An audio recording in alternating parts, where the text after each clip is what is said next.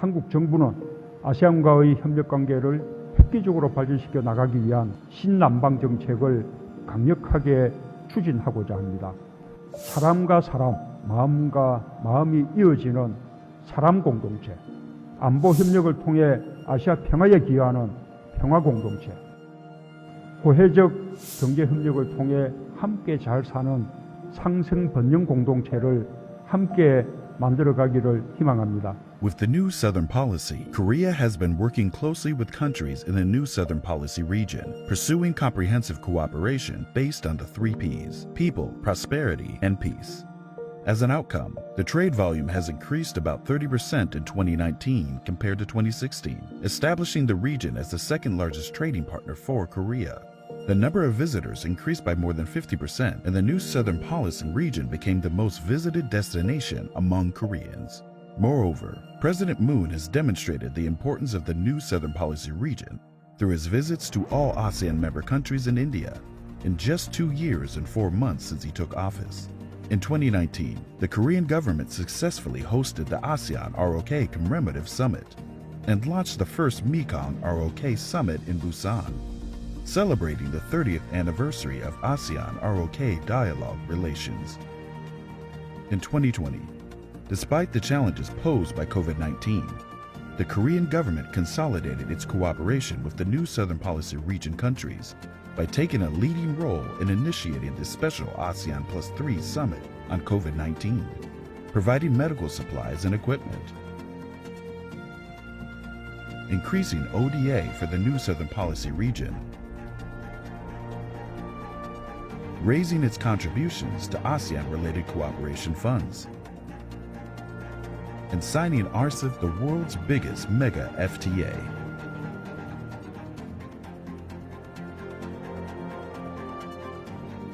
Reflecting the changing strategic environment and new priorities, the new Southern Policy has been further upgraded into the new Southern Policy Plus, composed of 7 initiatives.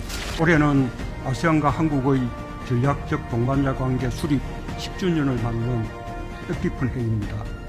한국은 신남방 정책의 비전과 성과가 아세안과 한국 모두에게 도움이 되고 있다고 평가하며 신남방 정책 플러스 전략을 마련했습니다. 신남방 정책 플러스 전략은 포괄적 보건의료 협력을 비롯한 7대 핵심 협력 분야를 중심으로 새롭고 실천 가능한 방안이 담겨 있습니다. Comprehensive public health cooperation in the post-COVID-19 era. Sharing Korean-style education model and supporting the development of human resources. Promote two-way cultural exchanges. Build the foundation of mutually beneficial and sustainable trade and investment.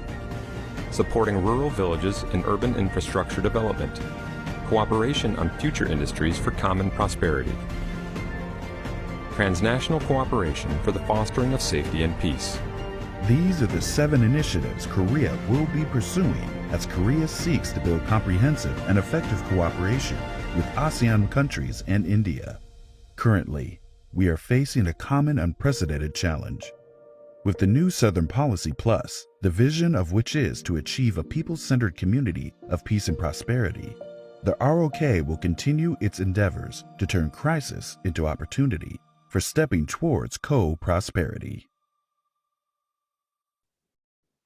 Announcing the arrival of His Excellency Lee Chi-bom, Ambassador of the Republic of Korea to Malaysia, accompanied by Yang Berbahagia Tan Sri Dr. Munir Majid, Chairman of ASEAN Business Advisory Council and member of the Board of ISIS Malaysia, and Mr. Alizan Mahdi, Senior Director of Research, ISIS Malaysia.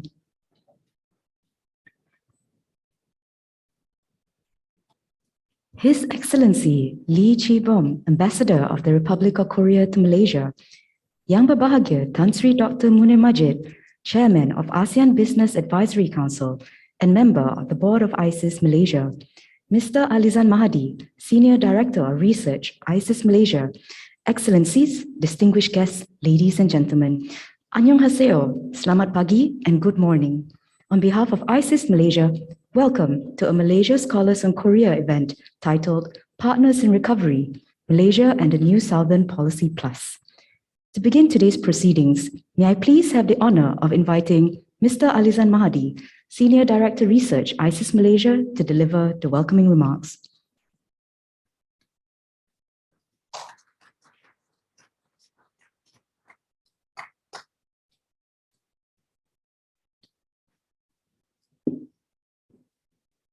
His Excellency Lee Chi-bom, Ambassador of the Republic of Korea to Malaysia, Yang Berbahagia Tan Sri Dr. Munir Majid, Chairman of the ASEAN Business Advisory Council Malaysia, Excellencies, distinguished guests, ladies and gentlemen, Annyeonghaseyo, good morning, and thank you for joining us today for the 2022 Malaysia Scholars on Korea event on Partners in Recovery, Malaysia and the New Southern Policy Plus.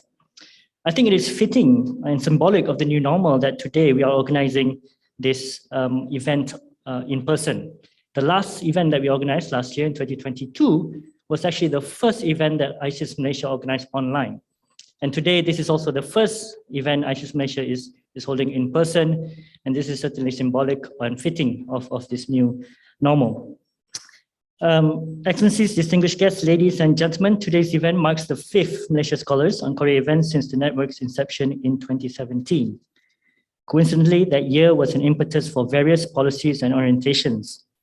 2017 began with the instability on the Korean Peninsula, as Malaysia's travel ban to North Korea was placed into force following accusations of the alleged assassination of Kim Jong-nam at Kalai A2.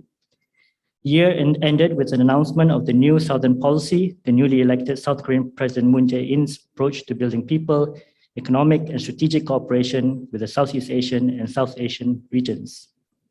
In 2021, the new Southern Policy meets its 5th year with the announcement of the new Southern Policy Plus, formed to address pandemic-related developments. The signing of the Memorandum of Understanding between ISIS Malaysia and the Embassy of the Republic of Korea in Malaysia preceded these events, with the MOU signed slightly earlier in 2016. The MOU aims to promote research, information, and knowledge exchange with activities undertaken to include the invitation of visiting speakers, engagement in non-governmental platforms, and track 2 bilateral dialogues, as well as pursue joint research and publication programs. At its 5-year mark, MASC has consistently conducted programs on bilateral and strategic issues. For instance, in 2017, the launch of the network was also accompanied by a panel discussing Malaysia-Republic-Korea Comprehensive Strategic Partnership. In 2018, the second MASC network seminar focused on recent events on the Korean Peninsula and the implications for South Korea's relations with Malaysia and ASEAN. A year after, the MASC network held a roundtable following President Moon Jae-in's visit to Malaysia to encourage discussions following a successful visit to the region. On top of that, the network has provided policy perspectives to visiting delegations from Korea and galvanizes members to contribute in forums organized by the MASC network and ISIS Malaysia, as well as other platforms. Distinguished guests, ladies and gentlemen, a network is only significant as the members being the forces behind it. And I'm proud to say that the Malaysia Scholars on Korea network hold among the most passionate and brilliant in the field. The network has also grown from 15 in 2017 to 25 in 2021, with the numbers still growing. Perhaps, hopefully, this is a sign of growth in relations between South Korea and Malaysia. With the diversity and expertise and disciplines from strategic issues such as security, major powers, politics, climate change, to exploring drivers of people-to-people ties such as culture and language, the network offers insights in a diverse range of areas and topics and has the potential to continue to grow. We will be hearing more from the members as well as other great thinkers in Malaysia and in South Korea in the panels later today. Last year, at the 60th anniversary of relations between Malaysia and South Korea, the session sought to explore the strategic environment shaping South Korea and Malaysia's pathways for progress. This year, forging the 61st year, is the MASC network event is seeking to identify the elements of building partnerships for recovery. I'm sure everyone online and offline will take an active part in the discussions today on how we can work together towards a prosperous future. Excellencies, distinguished guests, ladies and gentlemen, we are once again truly honored to have all of you to join us today, either in person or online. Looking ahead to 2022, as the borders begin to open again, we will hope to have an event such as this again with all the role players here in Malaysia. More importantly, we look forward to continuing activities and utilizing MASC as an important space to exchange ideas across our two countries. This is even more crucial at a time when there is an impetus to rebuild our economies and our livelihoods. With that, I wish everyone a very good event, and I look forward to the discussions ahead today. Thank you. Thank you, Mr. Alizan Mahadi. May I now have the pleasure of inviting His Excellency Lee Chi-bom, Ambassador of the Republic of Korea to Malaysia, to deliver the opening remarks.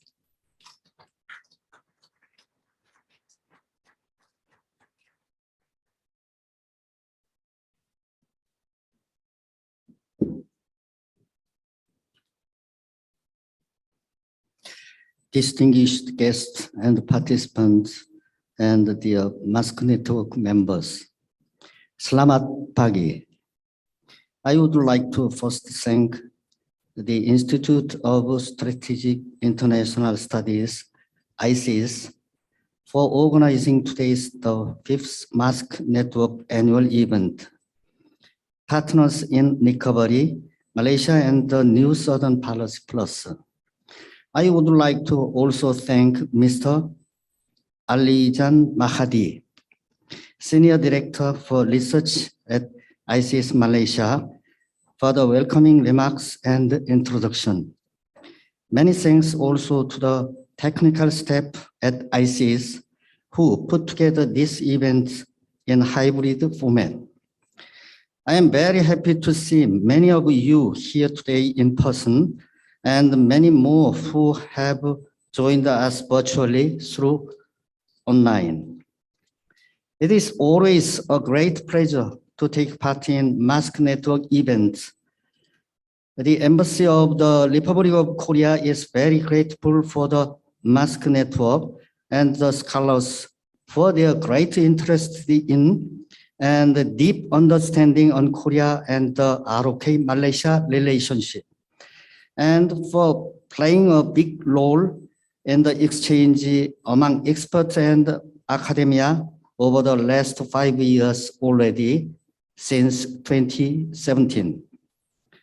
I further commend the MASC network for its great contribution to promoting and enhancing understanding on the Korean government's New Southern Policy, which is also in its 5th year.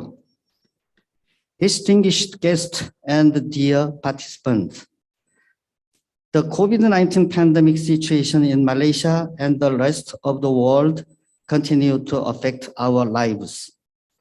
Even after almost 2 years, people-to-people exchanges and cross-border travel, as well as planned events between the Republic of Korea and Malaysia, are still facing difficulties.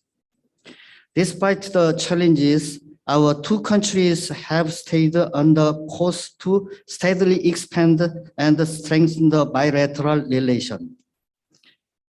For instance, although the COVID-19 pandemic disrupted the global trade, the total volume of trade between Korea and Malaysia in 2020 decreased by less than 1%, exactly only 0.5%. During the same period, Korea's total trade with the ASEAN as a whole was down 5%. The difference shows that our bilateral trade relations stand on very firm basis for cooperation. The volume of trade between our two countries is expected to further expand in the beginning of next year when the RCEP enters into effect. I had a chance to witness the active economic cooperation on the ground during my official visit to Penang last week. For more than 20 years, Seoul Electronics and Telecommunications in Penang has employed hundreds of workers to produce electronic parts that go into audio devices and electronic goods exported from Malaysia. A leading semiconductor parts producer from Korea, Shimtek, has decided to invest over 120 million US dollar in a large-scale factory in Penang.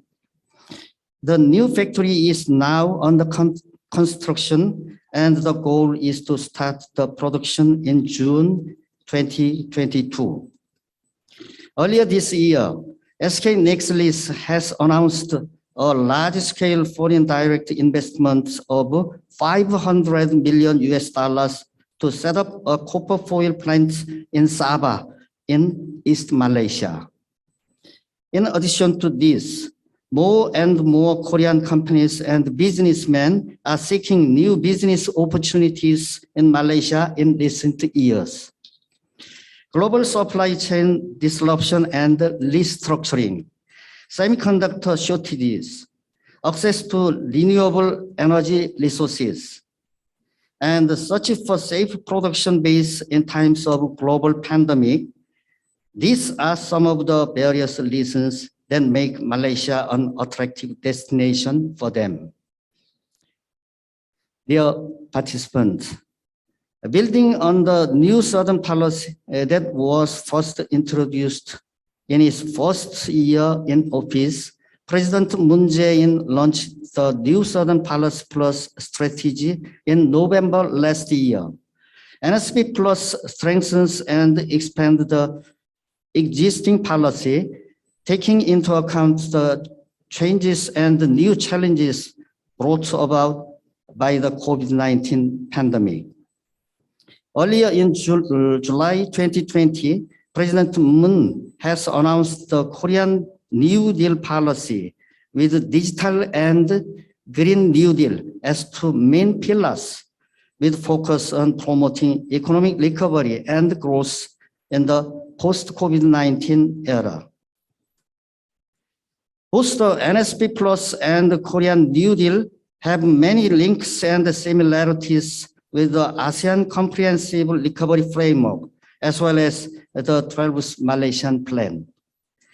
Digital blueprints and other Malaysian government initiatives for economic recovery and development in the post-COVID-19 era. Our leaders at the ROK ASEAN Summit held just last month adopted the joint statement on advancing ASEAN-ROK cooperation for people-centered community of peace and prosperity, and reaffirmed their commitment to enhancing the ASEAN-Korean strategic partnership. The ASEAN-ROK leaders, including President Moon and Prime Minister Ismail Sabri, agreed to continue strengthening the cooperation to overcome the challenges posed by COVID-19 and build a resilient and sustainable future together. Public health is one of the key areas of cooperation under NSP Plus. President Moon proposed at the recent ROK ASEAN Summit the ASEAN-Korea Initiative for Public Health and Vaccines, which includes expanding vaccine production and their equitable distribution.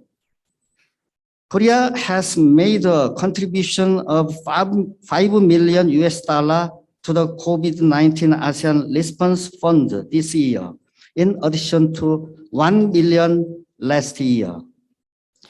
Bilaterally, Korea and Malaysia continue to work together in responding to the COVID-19 situation through frequent information sharing between health, medical, and quarantine experts in both countries. Korean government's initiative to provide medical supplies and equipment to Malaysia continued this year from last year. The COVID-19 situations in our countries show quite similar trends. The vaccination rates in our two countries are relatively very high, reaching almost 80% of the total population. I hope that personal travel between Korea and Malaysia will soon become easier through arrangements on mutual recognition of vaccine certificates and vaccinated travel lane and others. Korea and Malaysia have also recently cooperated at the regional unilateral level. Together with Brunei, Indonesia, and the Philippines, we launched the BIMP-IEGA Korea Cooperation Fund at the first ROK BIMP-IEGA senior official meeting held in October this year. This latest development is expected to expand the scope and horizon of cooperation between Korea and ASEAN, and especially with the BIMP-IEGA member countries, including Malaysia. Distinguished guests and dear participants, it is indeed with much regret that we have yet to see the end of the COVID-19 pandemic. However, when it does end, hopefully early next year or later in the near future, I am confident that Malaysia and Korea will emerge together as two countries at the forefront, leading the world in the post-pandemic era. In fact, based on the development in the bilateral relations, Korea and Malaysia have been discussing elevating the existing strategic partnership between the two countries. I believe that today's discussions will provide a valuable opportunity for exchanging views on ways to further strengthen our bilateral relations as partners in recovery. More specifically, through NSP plus key initiatives and post-COVID-19 cooperation between Korea and Malaysia. Thank you. Terima kasih. Thank you, Your Excellency, for the remarks. Now, may I have the honor of inviting Yang Berbahagia Tan Sri Dr. Munir Majid to deliver the keynote address.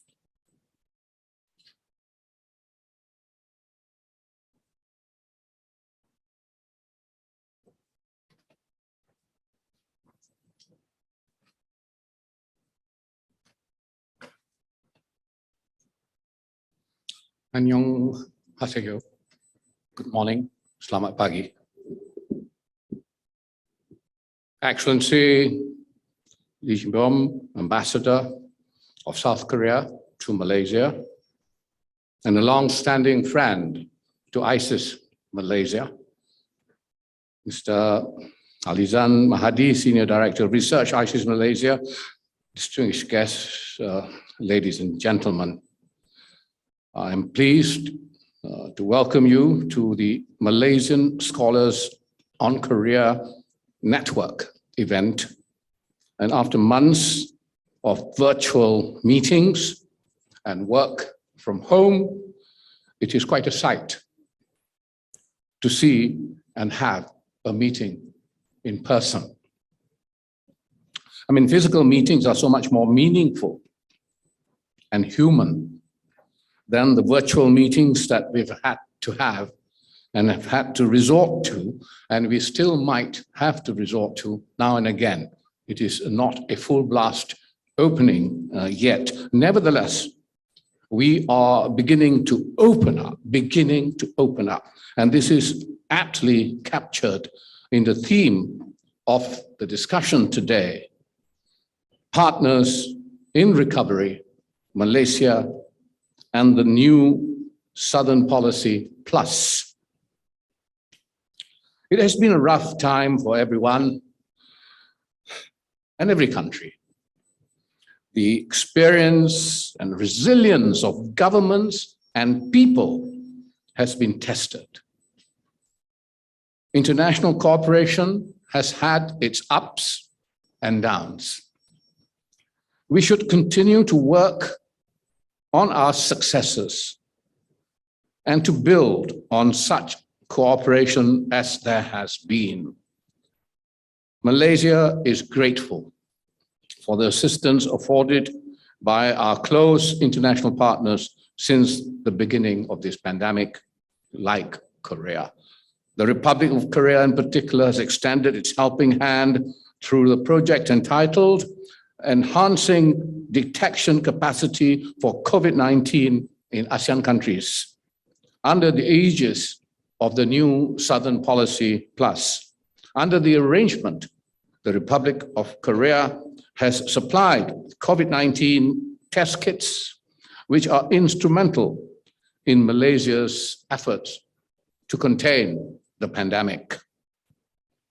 Such meaningful gestures from the Republic of Korea underline the deepening of friendship and solidarity between our two countries.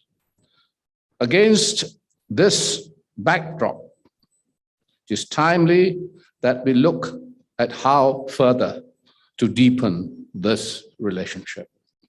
It has been 21 months since the World Health Organization declared COVID-19 as a global pandemic. In that time, the world has experienced successive waves of infection, further complicated by the emergence of new variants, lockdowns, and other uncertainties. With our way of life upended, we must reflect upon the past events and project the next steps forward. One of the lessons learned is that at times of crisis, individualism and singular actions are a recipe for disaster. We cannot face a crisis of this scale alone. People, communities, or country, or region. Of course, we all have heard the refrain, no one is safe until everyone is safe. There has been no greater reflection on the community of mankind than during this pandemic. While a global pandemic was not on the agenda of the New Southern Policy when it was introduced in 2017, the adaptive and timely response of the Republic of Korea by rechristening it as the New Southern Policy Plus displays the agility of its government in responding to the new challenge. The New Southern Policy was instituted, as we will remember, in 2017, an effort that taps into the stability and modernization of ASEAN and South Korea, the miracle on the Han River, its exemplary demonstration for economic development, innovation, and the successes of the knowledge-based industry. President Moon Jae-in introduced the NSP Plus at the 17th ASEAN Summit in 2020. And this was last year when it would, before Brunei, aptly tailoring the NSP for a new norm. Eventually, the NSP has expanded on its three key pillars: people, peace, and prosperity, by laying the strategic cooperation to 7 major fields. Among them are training personnel in health and medical care, and increased cooperation on related public health and economic policies. The NSP Plus also highlights education, human resource development, and very importantly, climate change.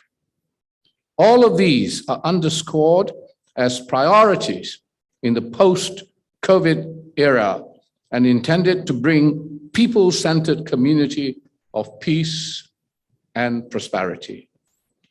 From such a vision, I see a number of opportunities where Malaysia, with its own recovery efforts, can benefit by working together with Korea.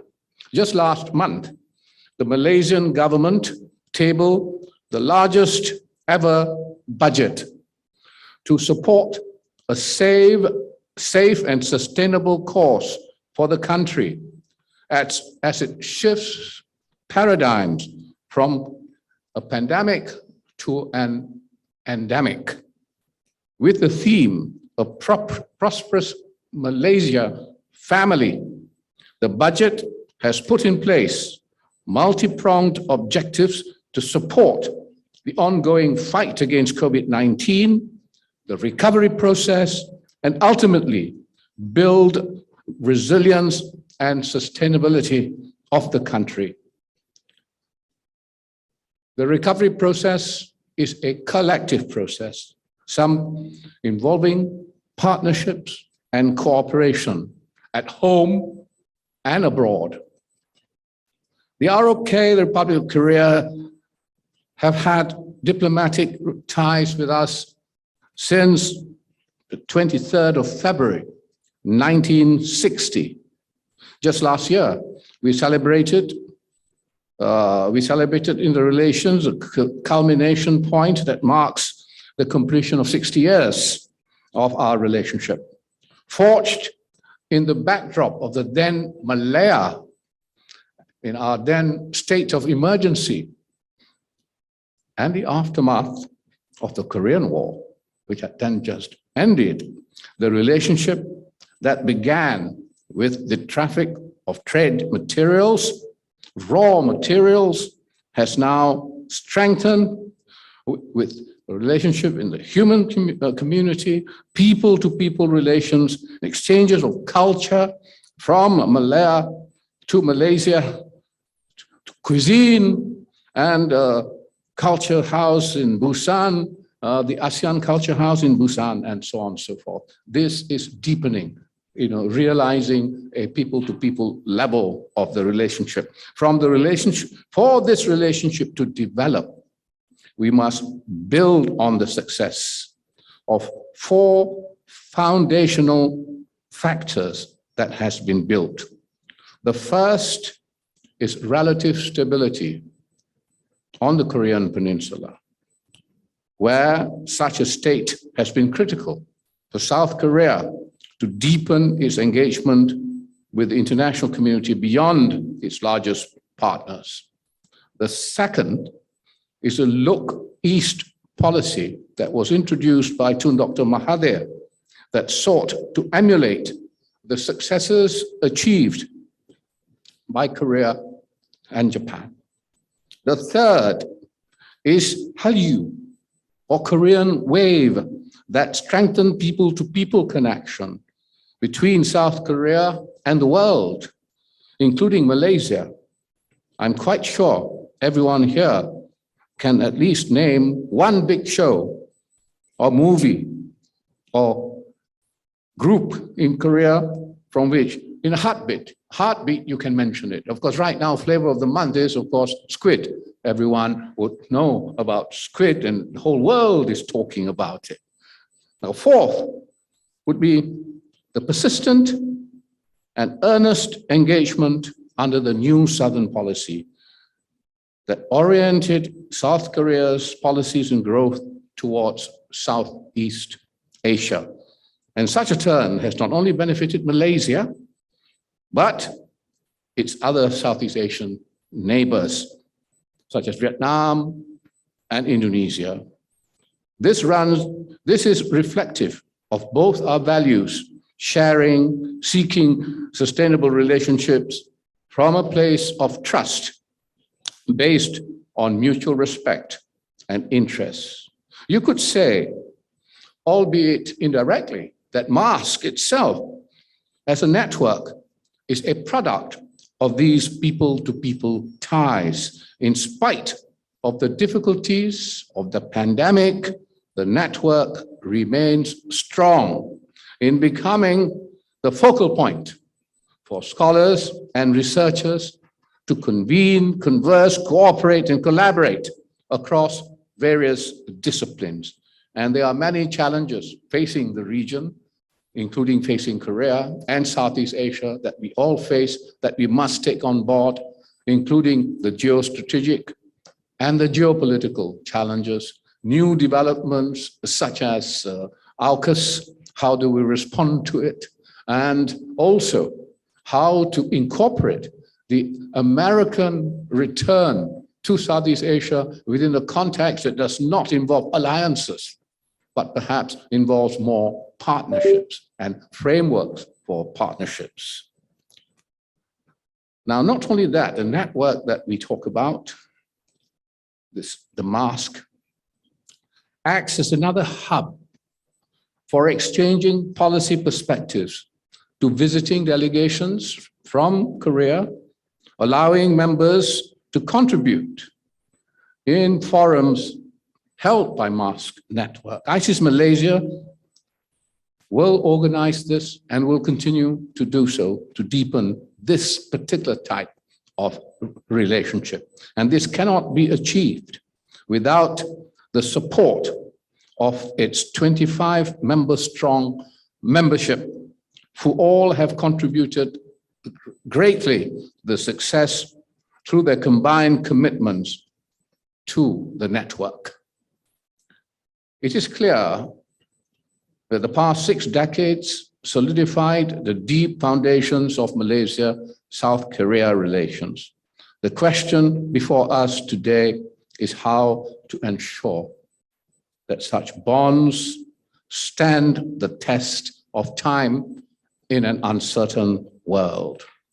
Stability is needed in due course so that both the new Southern Policy Plus and Malaysia's Look East policy could grow prosperity for both countries. Mechanisms facilitating the processes are in place, such as the restructuring of ASEAN itself, like the South Asia and Southeast Asia bureaus in Korea itself, in the Ministry of Foreign Affairs. And the ASEAN in Southeast Asia has become its own bureau in the MOFA in Korea, no longer merged with another sub-region. However, such mechanisms can only be sustained with shared outlook, strategic and economic aims. These would mean exploring the nexus between geostrategy and political economy that could impact future security technologies, investments, productivity, and trade flows. The core of stability in relations ultimately is people-to-people ties, whether it is in the scholar network that brings both sides in conversation, or a business council for there to be ways of looking forward for growing the cooperation and the economy, or high-level visits to ensure sustainability of policies. South Korea, through the years, has pursued engagements with the region on this front, namely the ASEAN-Korea Center that conducts various projects and programs with the intention of promoting connectivity, whether it is people to people or in cultural exchanges. South Korea has been a steady partner. I remember during the Asian financial crisis in 1997 and 1998, when most currencies were under attack. South Korean currency was under attack too, the won. But then here, mainly under the baht and also the ringgit was under attack. South Korea was instrumental, and this is where the ASEAN +3 began to take place. And, we created, and South Korea participated in the CMIM, which tries to stabilize exchange rates, tries to provide short-term currency needs to countries whose currencies are under attack. And so you have been with us for a mighty long time. And now, where do we go? Where do we go? The digital economy and building human capital to harness the 4th industrial revolution is the way forward. As such, digital economy does not only include future technologies and industries, It also includes content creation, artificial intelligence for various purposes, whether it is utilitarian, entertainment, or nation building. ASEAN's network of smart cities, for instance, is formed with the intention of harnessing of technologies that elevate lives. Thus, South Korea can be an exemplar in the integration of technologies with socio-economic purpose, such as waste management, green technology, and water purification. We talk a lot about the fourth industrial revolution, but I think we should also already must prepare and talk about the fifth industrial revolution to prepare for the quality of life for an aging population and the pertinences of making and helping aged people live a beautiful and clean life. Harnessing the connectivity and drivers of recovery is essential where the pandemic had stopped the flow of people to people and halted the flow of many services. Recovery needs to focus on ensuring these linkages remain alive, whether they are virtual or physical. The proposal to elevate Malaysia's and South Korea's relationship to one of comprehensive strategic partnership should be continued, especially to deepen bilateral ties for economic security and people-to-people purposes. And that is what it boils down to, increasing exchanges among citizens, as I mentioned earlier, which in turn can stimulate economic cooperation and regional stability. It is placing the exchanges where the partnership is in complementarity of the other, be it for the global value chain or for the bilateral relationship. So we're coming back to the start of what was identified as the basis of the relationship: people, prosperity, and peace. Today, we will have further discussions on how to deepen that relationship, as I only have mentioned very, very generally. There'll be a panel comprising esteemed speakers who will discuss more and give more thought on the matter of this deepening, beginning with a special address by Yang Amat Berbahagia, Tan Sri Jamilah Mahmud. The panel for sustained partnership aims to explore the environment, shape the new Southern policy as it hits the 5-year mark. We look forward to hearing it, and I look forward to hearing a report on it afterwards.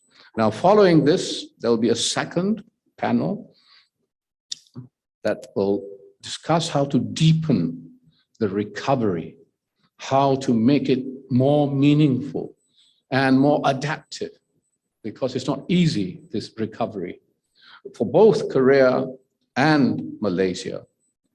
So featuring the second special address of the day from Mr. Fabian Bigot, Chief Executive from My Digital, discussion would center on the forward trajectory of Malaysia and South Korea for the two countries to be in partnership, in recovery, despite the possibilities of a relapse or a reversal. Now, how to negotiate the new normal, so to speak, without giving in again to the need to close down and lock down. Now, that's a very, very important exercise to try and achieve relationships that are not going to be knocked over by any kind of relapse or reversal. And it's very tricky about how to arrive at that situation because it is unknown territory. We have not negotiated such territory in the world or in Korea-Malaysia relationship. So to build resilient relations for recovery, the development story of both nations rests on the need for pragmatic and constant attention, These are the areas that will be explored in the 2 sessions following this. I invite panelists, participants, and observers to engage and discuss these issues without let or hindrance, to be open about it so that we can really get to the bottom of these issues and are able to forge on a good foundation the enduring future of successful relations in the world, and in particular between Korea and Malaysia. So on that note, I once again offer you a heartfelt thanks for being here and appreciation for joining us today. Thank you very much indeed. Thank you, Yang Berbahagia Tan Sri Dr. Munir, for the keynote address. To the viewers online, we apologize for the brief technical difficulty. We will now proceed to the renewal of the Memorandum of Understanding between ISIS Malaysia and the Embassy of Republic of Korea in Malaysia.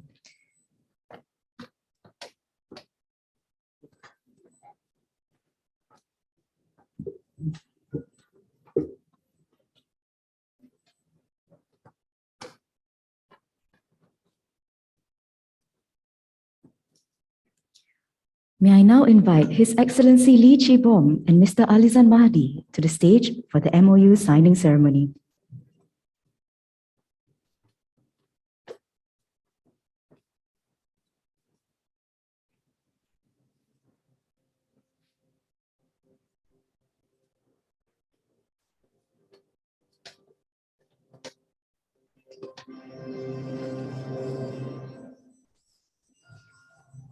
Take picture.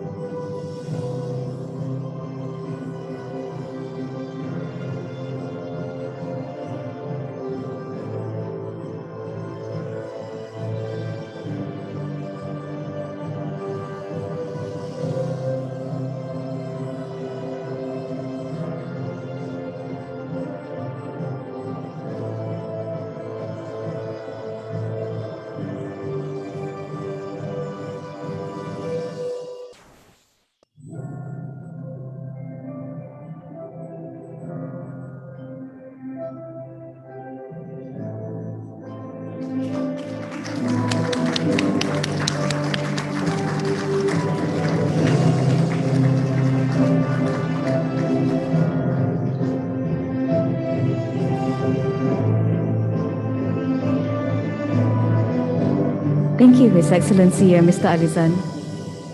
We wish to invite both His Excellency and Mr. Alizan to remain on the stage for the certificate ceremony to the MAS members.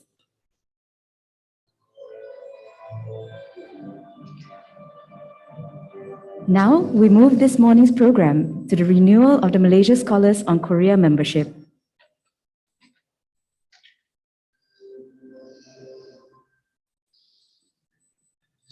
Inviting Mr. Harry Zaino, Dr. Helena Varki, Dr. Hu Chiu-ping,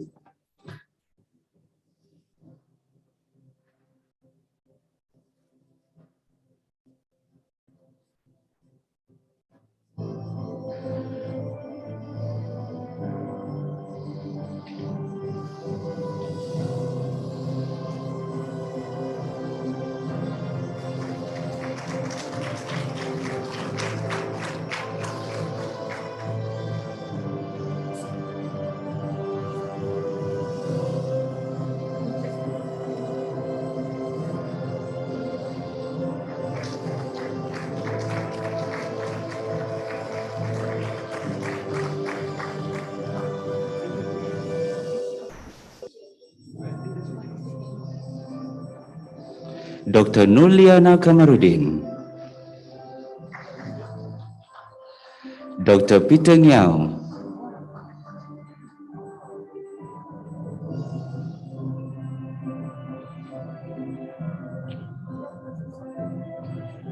Dr. Roy Anthony Rogers,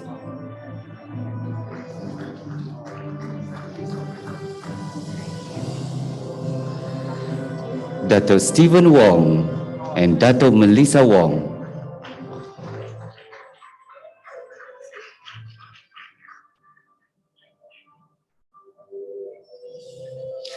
Tunku Mohar, Tunku Muhammad Mokhtar,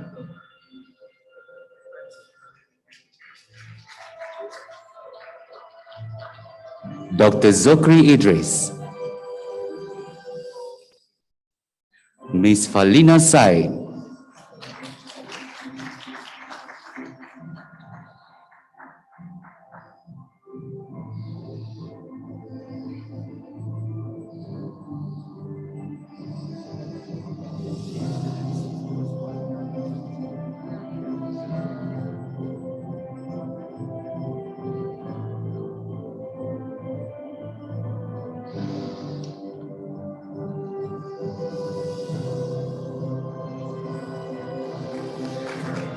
and also to the MAS members joining us virtually, Dr. Gita Govindasamy, Mr. Aaron Denison, and Ms. Asiti Atika Mokhtar.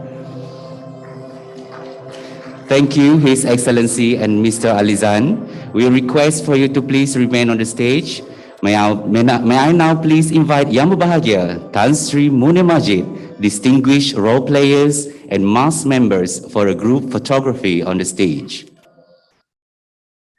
We wish also invite the MAS network members joining us online to switch on their cameras, where we will take a screenshot for commemoration.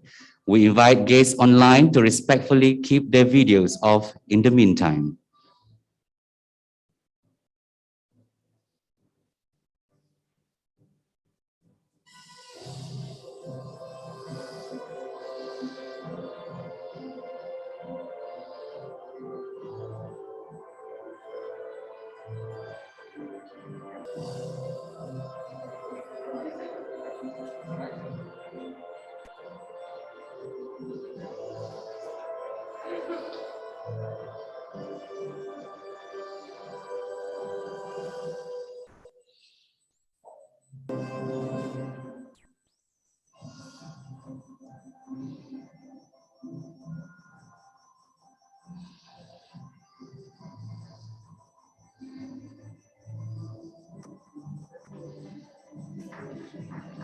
Thank you, His Excellency, Mr. Alizan, distinguished role players and MAS network members. That concludes the opening ceremony for the Malaysia Scholars on Korean Network event titled Partners in Recovery, Malaysia and the New Southern Policy Plus. The next session will be taking a short break. The next session will begin at 11:45 a.m. Malaysia time. Thank you. Welcome back, ladies and gentlemen, and to those online, thank you for joining in. Moving along with today's proceedings, we will now have a panel discussion on the New Southern Policy, a sustained partnership between Malaysia and the Republic of Korea. May I please invite Yang Berbahagia Tan Sri Jamila Mahmud, Professor and Director of Sunway Center for Planetary Health, to deliver her special address.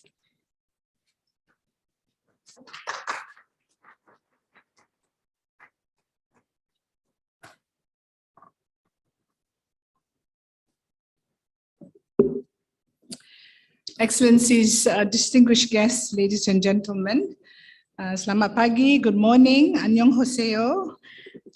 It's really a pleasure to be here. When I last met His Excellency the Ambassador and Mr. Kim, it was in my office at the height and beginning and the height of the pandemic. So it's really good to see you again.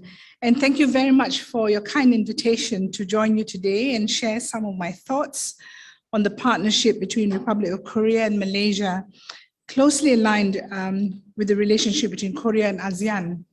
Indeed, this partnership between the Republic of Korea and ASEAN is a long-standing one. I particularly want to thank you again, Ambassador and officials of the Republic of Korea, for your support during these pandemic times. Last year, I reached out to you And through Wisma Putra, we managed to get some of your top scientists to engage with our own government officials to share lessons in managing the pandemic. I learned a lot about digitalization and how Korea was really moving very fast on this, as well as contact tracing and so forth.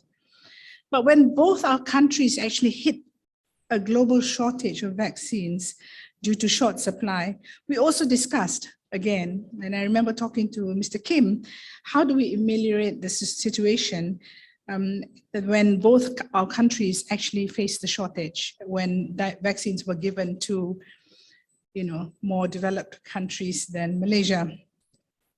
I think that had the Republic of Korea not faced a similar shortage, I was confident that you would have generously stepped in to help us.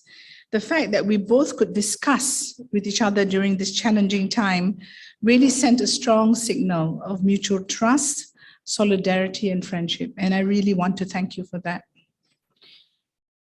When the new Southern Policy, or NSP, was first released, it was viewed as a bilateral, multilateral nexus between the Republic of Korea and its partners in Southeast Asia, including us here in Malaysia. The NSP's so-called 3P approach, people, peace, and prosperity, matches ASEAN's long-held goals of achieving peace and prosperity for the people within ASEAN, and with its community building goal recently enshrined in ASEAN's own 2025 vision. The NSP Plus, the new iteration of the NSP, which was announced by President Moon at the 2020 ASEAN-ROK Summit, continues to focus on the 3Ps while also identifying the need for proactivity in responding and adapting to complex developing situations, with the recovery from the COVID-19 pandemic firmly in the policy's headlights. The 7 core strategies of the NSP are interconnected, from restoring improved economic and health systems to tackling non-traditional and human security issues. The NSP Plus also places a stronger emphasis on people, and rightfully so, recognizing the pandemic's impact on health, education, human capital, and putting these issues at the forefront of suggested recovery measures. And so we have the 3Ps. My attention, though, to this morning is to draw you to a 4th P, usually overlooked in our rush to focus on ourselves, the human race, rather than the surroundings that sustain and nurture us, but one which we have abused so terribly, especially in the last couple of generations. And this 4th P, esteemed colleagues, is the planet. And my focus here is that on this planet that we all live on together, is because we seem, especially in this part of the world, to have forgotten that the survival of people, the drive for prosperity that we all seek, and the peace that we all hanker after are all reliant upon a planet that is healthy. Let me put a simple proposition forward. COVID-19 is a dress rehearsal for what is to come, and it's not pretty. This was not the first, and it will surely not be the last pandemic that we will face, nor is it likely to be the deadliest if we carry on as we are. The business as usual attitude that we now see rearing its head once again as pandemic restrictions are slowly eased is mind-boggling and contradictory to what we want to have in a safe recovery. On the one hand, we know that we have to reduce carbon emissions. On the other, we are all continually dependent on fossil fuels to satisfy our insatiable desire to travel, spurred on by companies that are, quite understandably, driven by the need to get their bottom lines back to health.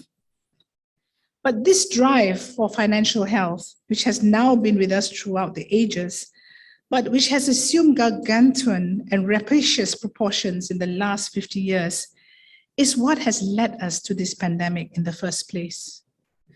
With zoonotic leaks and an increasingly gaping imbalance of our natural ecosystems, all caused by our endless and unsustainable desire for profit, for things, So my point is that as much as we would like to go back to the pre-pandemic days of normal, it's time to recognize and admit that our normal was never healthy in the first place.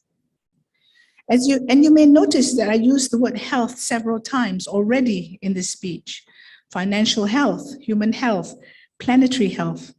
These facets of health all exist, but are not actually things we find in hospitals or doctor surgeries.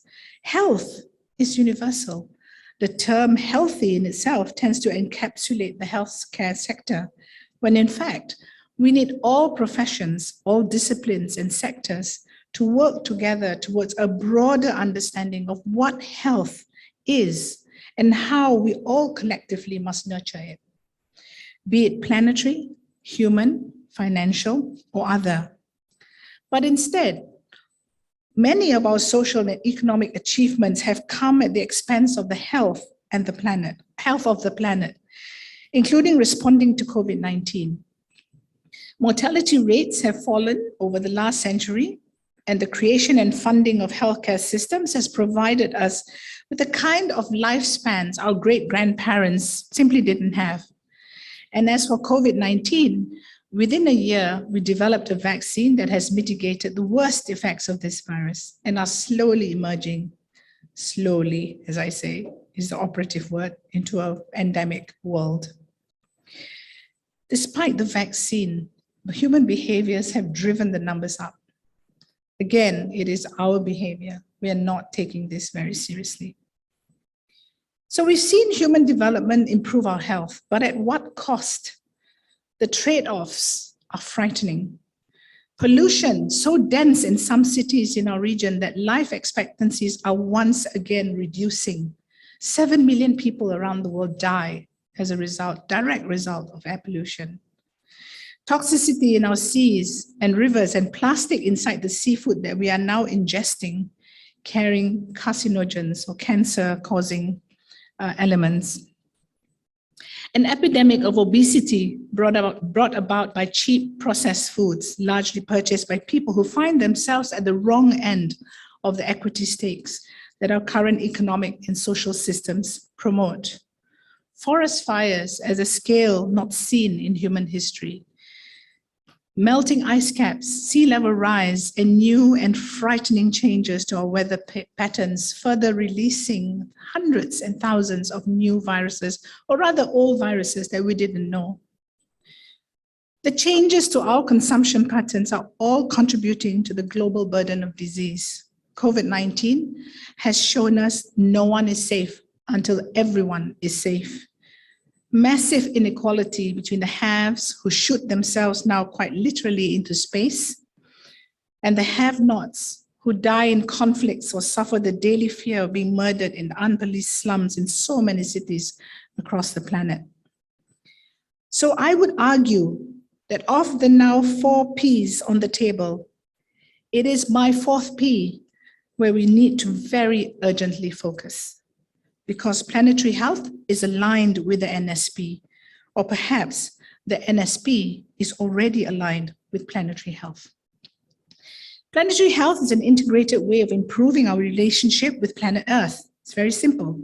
It focuses on achieving the highest attributable standards of health, or attainable standards of health, well-being, and equity worldwide, all within safe environmental limits. It requires a much stronger focus on how our political, economic, and social systems must change in order to truly protect us and the Earth's natural systems so that both can thrive.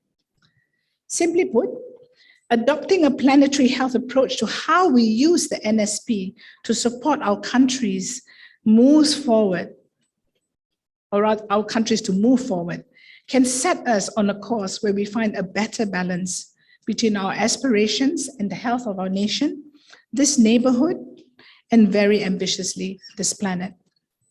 And let me be frank, while the planetary health approach is a new way of packaging and aligning different systems of work, a lot is already going on to make cities more sustainable, addressing inefficiencies in food systems, deal with factors that cause COVID-19 so that pandemics can be better managed, and if possible, eliminated. But there is a lot to do still. My own sense that we have the building blocks in place to capitalize on this relationship between Korea and Malaysia. We already have a history of cultural exchanges, from going for our Korean fried chicken or K-barbecue, or listening to and purchasing music from BTS. And I hope that you're all as enthralled as I am by the Coldplay BTS collaboration, to the large number of Korean tourists who visit Malaysia, many of them to play golf, and the thriving Korean expats living in our cities. And now we need to think about how to open new avenues. Invest in education on planetary health. I'm already reaching out to my friends in Korea to talk about how we might collaborate and bring the science of planetary health to Korea and really, work together to find new solutions. We need the ideas, we need the energy of Korean innovators to help us. We need to do much more joint research and development in our food systems. And when I say food systems, it's not about food security alone, it's also about food wastage. If you look at carbon dioxide emissions, the highest is from transportation, and the second highest is from food wastage. Measuring the quantity, quality, stability, and safety of the global food supply chains to develop food systems that are sustainable and in return encourage behavioral change. I made a comment earlier that we should hold hotels like this accountable to make sure there's no plastic on the table. We could easily use water bottles that are made of glass. If we don't demand it, nothing happens. Looking at multi-stakeholder relations and economic power so that they foster rather than destroy our relationships with the planet and ultimately with each other. Planetary health is also looking at how we make economies fairer so that we can respect the boundaries of what the planet can provide while also living comfortable and sustainable lives. If you haven't read it yet, I really urge you to read Kate Raworth's book, Donut Economics, which is really a charter for change in how we manage our economies so that we learn to live within the boundaries of what the planet can sustainably provide while ensuring that our needs are also taken care of. Ultimately, if we are to survive as a species, this is where we need to go. The NSP has touched on building sustainable economies together, from investing, such as through the conclusion of the Regional Comprehensive Economic Partnership, RCEP, with its ASEAN counterparts, and the strengthening of corporate social responsibility. This is laudable and is taking us in the right direction. But to take one example, the NSP highlights increasing support for supply chain diversification. From a planetary health perspective, this makes sense if looked at through a sustainability lens.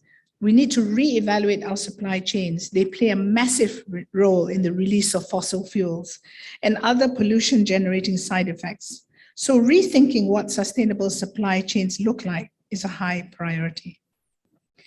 Let's take the pandemic as an example. On the positive side, we've seen that the carbon emissions dipped as nations went into lockdown during the first few months. In 2020, we've also seen environmental challenges generated by the widespread use of face masks, single-use plastics, and PPEs. So what can we do? Well, I'd suggest a healthy supply chain would be worth looking at. Use of natural plant fiber in the production of face masks that are decomposable, the push for transparency from suppliers at these environmental and labor standards, taking advantage of process innovations like the fact that the latest chemical manufacturing equipment uses less energy and solvents, which in turn produces less waste. Planetary health means changing the way we think about sustainability so that we place the planet and ourselves at the center together rather than in conflict with one another. It's all about promoting best practices for us and for the planet. In the NSP, we anticipate collaboration between ASEAN and Republic of Korea on carbon emissions, which is positive, but we need to go beyond carbon, beyond climate change, and ask how can we improve and strive to be better to our planet and thereby improve our health by accepting that there are environmental limits we should not go beyond.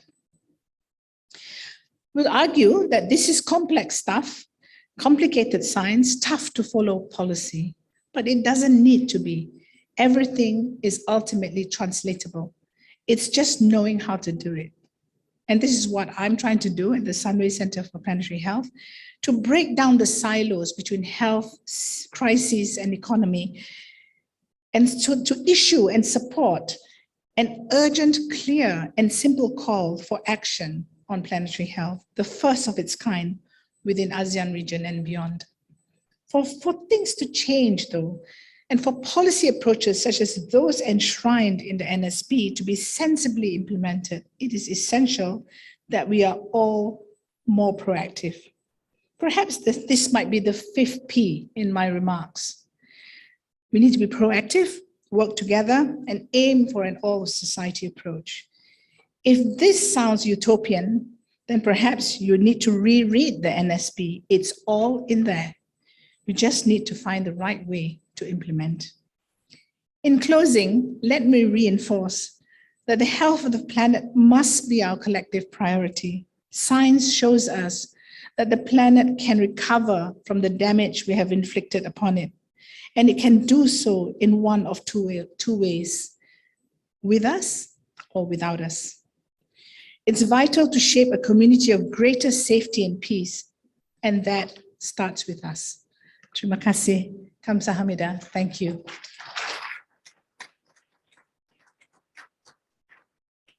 Thank you, Yang Berbahagia Tan Sri Jamila. May I please invite the role players for this panel discussion to take their allocated seats. A reminder of guests joining through Zoom, please turn off your camera and audio during the sessions to ensure clarity for online presenters.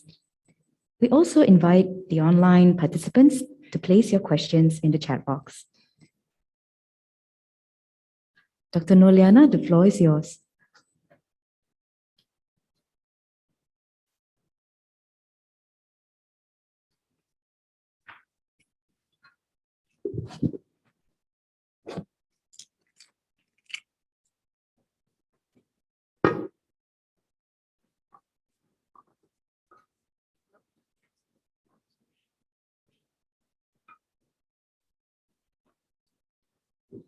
Hello?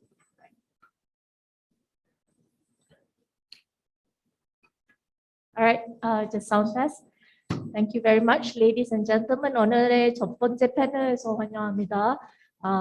안녕하십니까, and good morning, everyone. My name is Nurliana Kamarudin. I will be your moderator for the first session today, which is the NSP, a sustained partnership between Malaysia and the Republic of Korea. First of all, I would like to thank Tan Sri Jamila for her insightful speech, and also welcome today's speakers. We have with us a very esteemed panel that I'm very honored to be introducing. Our speakers with us, we have Dr. Hu Chu Ping here on my left, and in our virtual session, we have Dr. Yi Jae-hyun, and then followed by our discussants, Dr. Peter Ngao and Dr. Kim Hyung-jong as well, who will be joining us also virtually. Thank you very much to all our speakers for joining us today. So, as we know, today's session, we will be discussing this idea of sustained partnership. And South Korea and Malaysia have been diplomatic partners for over 60 years, with relations that have been seeing tremendous developments as we face different economic, political, social challenges. The NSP 2017 and the NSP Plus 2020, focusing on people, peace and prosperity, have been wonderful initiatives. But honestly, as we look at how things are going, we know that the real work comes in sustaining and maintaining. Initiatives are easy to start, but where we go from there, how we proceed, is always the biggest issue. So without further ado, just some housekeeping notes for each speaker, maybe about, we will have about 10 minutes for each speaker, and then for our discussants, maybe 5 to 8 minutes. I will remind you of the time, and then we will proceed with questions. For our attendees here, if you have any questions, please do raise your hand, and we will try to take as many questions as possible. We will try to collate maybe 2 or 3 questions first before returning to the speakers. And speakers online, attendees coming in online, participants, if you wish to ask questions, you have the Q&A box that is available, and Ms. Fardina here will be helping me field the questions. If you do go through the questions and there are questions already similar to yours, you may upvote that question rather than repeating the question itself again online. All right, so without further ado, I would like to invite Dr. Hu. Thank you so much, Dr. Noliana. So, and many thanks to Mars Network, ISEAS Malaysia, and ROK Embassy in Malaysia. Very thankful to be able to have this hybrid event and having our friends from Korea joining us online. So the first session today is going to be about how NSP Plus, the New Southern Policy Plus, can further catalyze Malaysia-Korea cooperation. So already we hear from excellent address by Tan Sri Jamila Mahmud about the fourth and the fifth P. So being aware of planetary health and also proactive. And I think planetary health bring the three Ps closer, and being proactive will rejuvenate the bilateral exchanges and cooperation between the two countries. So as this panel has outlined three main questions, so I would like to address them one by one. Firstly, is about strategic outlook. So both South Korea and Malaysia are facing the Indo-Pacific region where United States and China are competing with similar initiatives. They are Belt and Road. Indo-Pacific strategy is yet to have its materialized economic incentives for the regional partners. However, recently, we also have many layers of minilateralism or cooperation and partnership. So the most debated one and discussed is, of course, AUKUS, the Australia, United Kingdom, and United States Defense Technology Strategic Cooperation, including nuclear power submarine. So these have intensified the discussion on traditional security issues, which is about nuclear. So nuclear non-proliferation principle being one of the most important principle upheld by Southeast Asian nations through our Southeast Asia Nuclear Weapons Free Zone Treaty, otherwise known as the Bangkok Treaty, have been in place since 1995.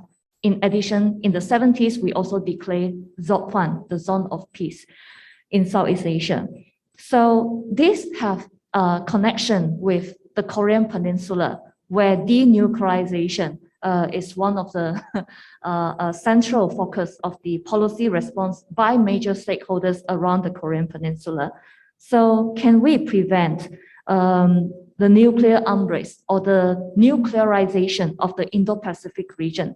Surely we can, with Malaysia and ASEAN upholding and heralding our principle of not only non-nuclear proliferation, but also in terms of building a new norm of nuclear weapons ban, and also trying to play the role, being the third party to persuade the emerging nuclear armed nations and the de facto nuclear state like North Korea to trying to propose a peaceful solution to this intractable conflict.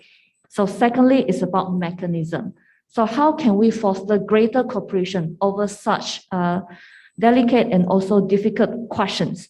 One such mechanism in the non-traditional security area, including ASEAN emergency response funds on COVID-19. And Your Excellency, Ambassador Lee Chi-bom has already, in his opening remarks, noting South Korea's contribution to ASEAN emergency response funds and also COVID-19 initiative. For that, we are very thankful. So aside from a region-wide mechanism, South Korea also play a role in ASEAN +3 response, health emergency response, and also through ASEAN-Korea bilateral initiative. So there was a Korea-Mekong mechanism being set up not only on the ecological health of that sub-region, but also, as Tan Sri Jamila mentioned, about how interconnected the three Ps are. So in the way we want to maintain a sustainable trading routes across the region, especially through maritime. So meaning that port management has to be digitalized, smart port initiative has been discussed, and if materialized, South Korea's contribution to this region is not only restricted to the ASEAN 10 member states, but also extended to the wider users of those maritime trade routes. So last but not least, on the Korean Peninsula. So not only track 1 was involved in the peace process on the Korean Peninsula, we often overlook the track 1.5 and track 2 engagement with North Korea in this instance. The last time we have an ASEAN and the 2 Korea roundtable was in late 2018. And that was a milestone that was achieved through summit diplomacy happening throughout that year. However, after the Hanoi summit, we often forgotten about how important are the existence of NGOs. So before the pandemic outbreak, many NGOs are still working on the ground to trying to extend humanitarian assistance to North Korean people, not only in terms of strengthening their medical health facility, but also in agriculture and food production. So I would like to also raise the point about food safety, food sustainable, and also production. So ASEAN, a highly agricultural based society, even as industrialized as Malaysia, Thailand, and also Indonesia are, we still retain agriculture sector as one of our main economic sectors. So in this regard, if we want to extend any meaningful engagement to Korean Peninsula, agriculture cooperation can be considered as one of the main area of outreach. So I think the human dimension, the people-centered peace and prosperity that has been mentioned repeatedly by all panelists and speakers just now, we also should think about the human dimension, not only in terms of North Korean defector and refugees, but also in terms of our wealth production in sustaining our finance and economic system. We need to get rid of the ill of what caused the pandemic in the first hand. So we need to refresh the way we do business. It cannot be business as usual, but green and digitalized in the way that we can continue this sustainable partnership for the foreseeable future. With that, I conclude my remarks. Thank you. All right, thank you very much, Dr. Hill, especially also for keeping to the time. A lot of ideas here, particularly in how we proceed in terms of mechanisms, and I'm sure we will have more to discuss and talk about. I'd like to move on to our next speaker, Dr. Yi, who will be joining us from online. Thank you so much, Dr. Nurliana. And also I have to say thank you to the ISIS Malaysia and Mask Network and the Korean Embassy in Malaysia for having me here in this afternoon. But before I start my presentation, I have to say a few words on what happened before this session. And first, congratulations on the renewal of the Mask MOU. And I have joined this Mask meeting for a few times, and I wish I could be something like honorary member or associate member of Mask. And I was so much impressed and even moved by the keynote speech by Tansri Dr. Jamila, and she touched upon something really important issues other than this strategic environment and US-China competition and Korean Peninsula. And I really like the idea of the fourth P, the planet. Nevertheless, given my expertise and I will more focus on the New Southern policy and its strategic environment that New Southern policy as well as Korea, ASEAN, Korea, Malaysia cooperation is in at the moment. It's more, my presentation is more on traditional issues, and it is pretty much about what was missing in the past 4 years of NSP implementation. Let me first start with the strategic environment and outlook with both Malaysia, Korea, and Korea ASEAN in at the moment. And of course, the most important variable is US-China strategic competition, as Chief mentioned. And I don't have to mention the details of US-China competition at the moment, because everyone in this room and online are all experts on these issues. And the strategic competition between US and China is only keep growing and deepening, and I don't believe it will end anytime soon. And many people say that these two superpowers are not likely to clash because they got so many things to lose if they physically fight against each other. But at the same time, we cannot exclude a chance of unintended clash. For example, in the South China Sea, Korean Peninsula, and in Taiwan, there are still heaps of chances for unintended clashes.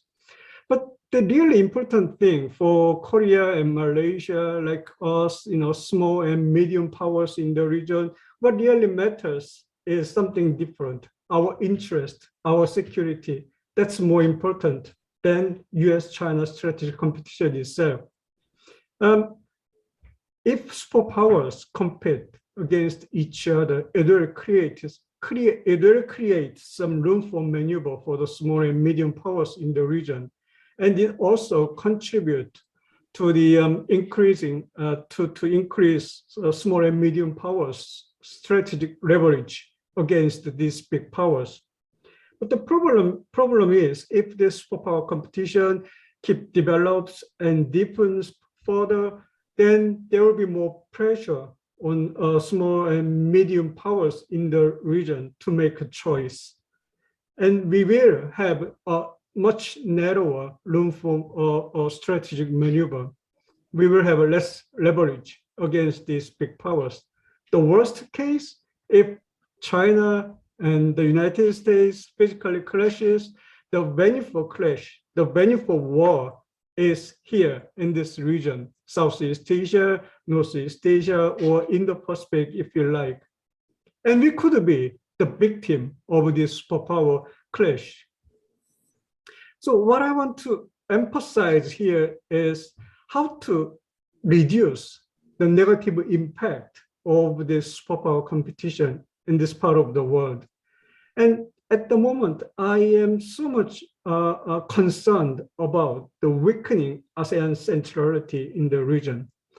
The United States, they introduced in the Pacific Quad, Quad Plus, and now AUKUS, and there are heaps of other multilateral cooperation initiated by United States on many different issues.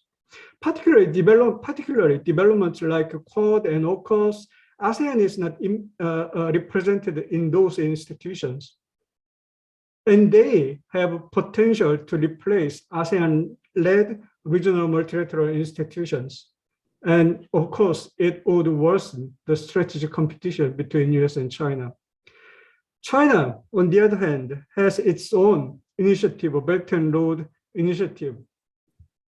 And the US and China, once they were so much interested in these ASEAN-led institutions, and they joined East Asia Summit, ASEAN Plus 3, and all that. And after that, now they have their own institutions in the Pacific, Belt and Road Initiative, AUKUS, Quads, and all that. They have their own plans and big pictures. And they now abandoned these ASEAN-led institutions. So as a consequence, the ASEAN-led institutions got weaker, which means ASEAN centrality is weaker as well. This weakening ASEAN centrality is not just a matter for Southeast Asian countries or ASEAN. Whole regional small and medium powers autonomy and leverage is weakened as ASEAN centrality gets weaker. So I would like to put emphasis on the importance of multilateralism, particularly on ASEAN-led multilateral institutions. We need to strengthen ASEAN centrality, not just for ASEAN, but for all small and medium powers in the region. the ASEAN centrality is basically based on those ASEAN-led institutions, ARF, ASEAN Plus 3, East Asia Summit, ADMM Plus, and all that. These institutions is an instrument to reduce the negative impacts of superpower competition on regional small and medium powers. And the institutions also is an instrument to manage unilateral behaviors of superpowers. Also to deal with non-traditional security issues, human security issues, and a range of transborder issues, pandemic, health, climate change, environmental protection. We definitely need regional multilateral institutions. These problems are best managed through multilateral cooperation, and through that, the regional small and medium powers can get the real and practical benefits out of this cooperation. Now, let me move on to the New Southern Policy. This is something missed in the New Southern Policy. What I mean, the multilateral cooperation is something really missed in the implementation of New Southern Policy in the past four years. New Southern Policy, NSP, has been quite okay with the bilateral cooperations, but there was not much emphasis on multilateralism in that policy. Especially, South Korea has been quite active in the early 2000s and mid 2000s as one of the leaders in regional multilateral cooperation. But NSP didn't pay much attention to the so-called ASEAN-led regional multilateralism. So the peace cooperation is one of the weakest link in the New Southern Policy compared to economic and social cultural cooperation. So there's a good point for South Korea to put more energy on peace cooperation, particularly strengthening ASEAN-led multilateral cooperation.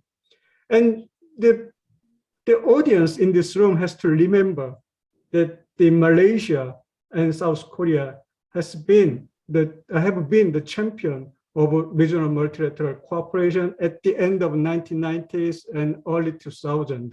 Dr. Mahathir and former President Kim Dae-jung, they were the champion of regional multilateral cooperations. Okay, last one or two sentences in my presentation. We are, of course, so much concerned about the sustainability and continuity of a New Southern Policy in the coming administration. We have a presidential election next March. And I believe Korea and Korean government will make effort to strengthen or continue and sustain this New Southern Policy initiative, because Southeast Asia is so much important strategic partner of South Korea. But I wish the ASEAN partners, they put pressure.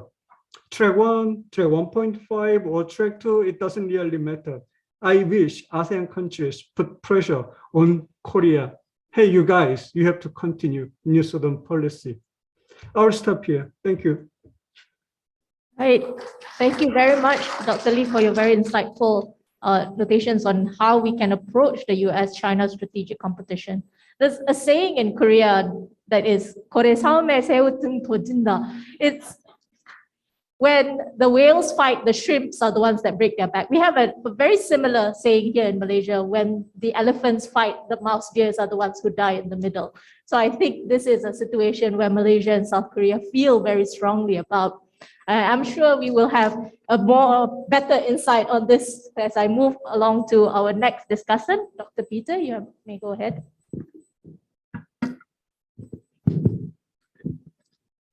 Thank you very much, Dr. Noliana.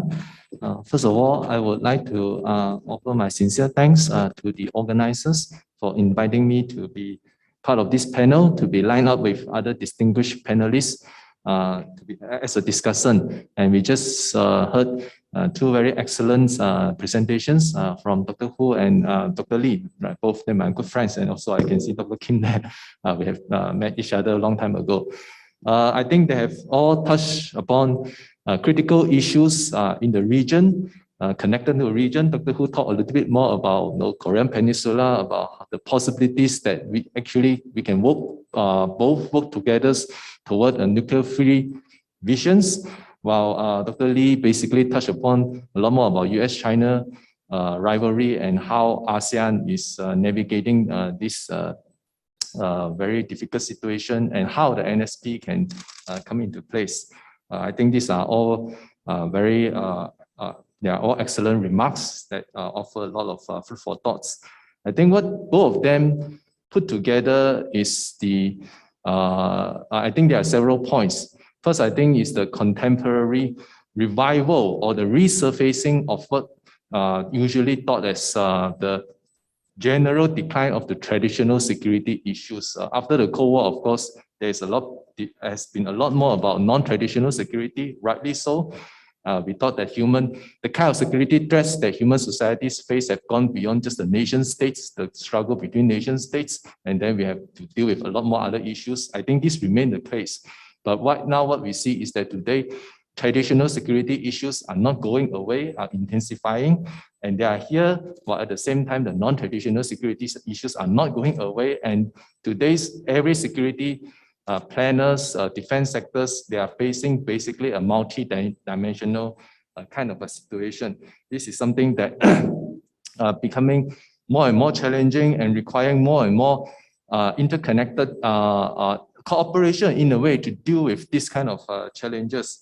And I think this is where, again, ASEAN and Republic of Korea are ideal partners in a way.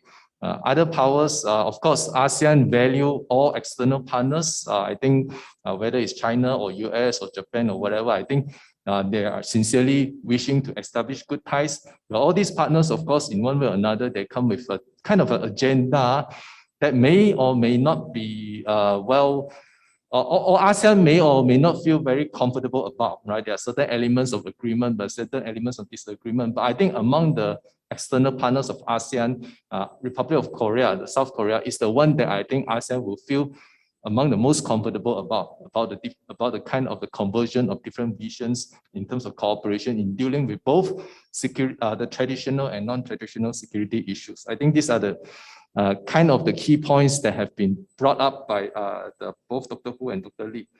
The second point I want to raise is, of course, connecting to Dr. Lee's point about the two major superpowers and the emerging competition or rivalry. There's actually still no good term, right? People say it's no new Cold War, and then some say no, we shouldn't apply the term Cold War, but it has characteristics of Cold War. We can't really say they are good buddies at the moment. Definitely they are not getting along in many issues. They are in a stage of great new rivalry.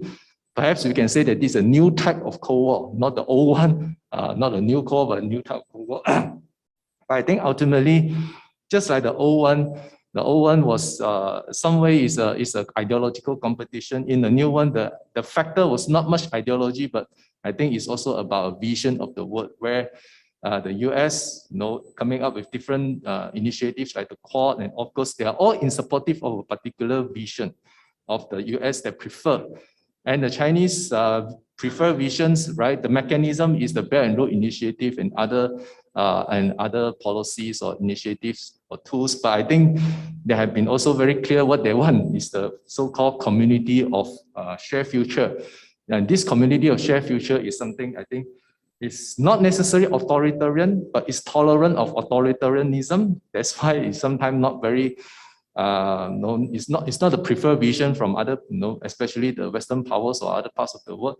I think it's more a-liberal in a sense that it's regardless of liberal or illiberal, but emphasize a lot more on mutual interdependence and a lot more about connectivity, but in a sense also somehow centered towards a particular vision where China would be among the top or among the center of the world, where not every countries are necessarily comfortable about. I think this is a different kind of visions that are very different from the kind of vision that we have been living in the regional order where there is a US primacy and so on and so forth. I think these are the major pictures. And to this, I would also want to emphasize that ASEAN is not a region where we do not, where I think ASEAN is a region where we should offer our own vision. What would be our own vision? ASEAN is a major place where diversity is very profound. We have all different civilizational roots in the region, you know, from Islam to Buddhism to Christianity or many Confucianism. We have different political systems, different levels of economic development. And I think it's a place where diversity and the vibrancy, and if we manage to get together and if we manage to be able to offer a kind of the visions, then it's actually something that we can do. It's something, I think this actually in the past had happened before. ZOFAN is something that Malaysia offer and Malaysia sincerely believe in it, even if the reality is that we are not necessarily moving towards the vision of SoftBank, but I think it's a kind of vision that worth the continuous attention towards it. So I think in a way to ultimately talk about ASEAN centrality, ASEAN unity, of course there are many challenges as we understand. The very important is the kind of vision. You know, the US has a vision, China has a vision, but what is the vision of the Southeast Asian region about this kind of a big picture things? I know it's a lot more conceptual, but this is something that actually guide our forward looking rather than being much more ad hoc, much more just responsive to what others are doing and here and there. So, and I think this is something that I would like to speak about in terms of ASEAN, NSP, and the US-China relations and so on and so forth. So thank you very much. I'll pass the mic back to you, Dr. Noliana. Thank you very much. Indeed, definitely would need to agree on the role that ASEAN has to play within the strategic competition of US-China. And I think that also ties back very cleanly with what Dr. Lee had talked about earlier. What is the strategic relationship between ASEAN and South Korea rather than just South Korea focusing on bilateral relationships between other ASEAN member countries? So of course, moving along, I'm sure we will have more to discuss, as I would like to invite Dr. Kim Hyung-jong to give his speech. Thank you, Dr. Noliana. And it's my great honor again here after attending the inaugural seminar of the MASK. It's about in 2017, I remember, right? And it was very good to see my good friends from the Malaysia. And also, I should say that I am very much in debt to the previous speakers, including the dancers, the enlightening the keynote speeches, which provide us that kind of the alternative approaches based on the five P's. And also, I am also agree with what Dr. Hu Chui-ping's remarks. She emphasized that some emerging issue of the denuclearization that would provide a kind of another way to engagement with North Korea. And also Dr. Lee certainly has mentioned that the importance of the growing importance and the growing concern about the rivalry between China and US and its significant impact on this regional cooperation, especially the ASEAN centrality and of course the cooperation between the Malaysia and Korea. So yeah, actually what I want to say is all actually generally in line with what the point raised by the previous speakers. So I may add a little more point from that side. So as you all know that, and actually the two countries, Korea and Malaysia's relation has gradually and remarkably improved in many ways. From the economic and the people-to-people exchange, which partly attributed to that regional production networks and also the cultural the phenomena, so I call the Hallus and so on. But also it should be noted that the South Korea's and Malaysia's its own regional initiative, they call it the ROK policies, and the NSPs also contribute for the further development of the bilateral relation. And also this bilateral relation between two countries and very much driven by two countries, the active engagement in the regionalism in East Asia, as we observed so far. So first thing, what I want to say is that there are, but these issues and the bilateral relation, not without some challenges, of course. I think first thing is that the measurement of the achievement of the NSP. I think the assessing the policy impact of the NSP would require an examination of the two factors. The first thing is that whether the outcome would not have happened in the essence of the NSP. Second thing is and more important factor is whether the outcome could not have been achieved without the government. So we also noted that because the private sectors and private companies has been the main driving force for the Korea, Malaysia, and Korea, ASEAN's economic relation and economic dependence. But the government, they put their effort by signing the ASEAN-Korea FDI, but which still remain at the low level of the utilization rate. And also there's some problematic the situation that's unusual, unequal distribution of the trade and investment relation between ASEAN and Korea, which certainly concentrate on certain countries. So I think the second challenge is that the global economic impact of the COVID-19, as mentioned and explained very well by the previous speakers. So what I want to emphasize again is that we are observing and we are the tapping on that another opportunity to accelerate the bilateral and regional cooperation through the pandemic related crisis. And then also we observed there's the meaningful progress in making and the institution or some cooperative mechanisms and so on. But I think though what we need to focus is that the concept and then practice of the human security. So actually ASEAN has adopted the ASEAN Comprehensive Recovery Framework, then ASEAN's human security practice, and not only on the papers, but will be tested as it is facing the critical challenges which caused by the pandemic. So which should be seen as a multifaceted and the complexity of the crisis.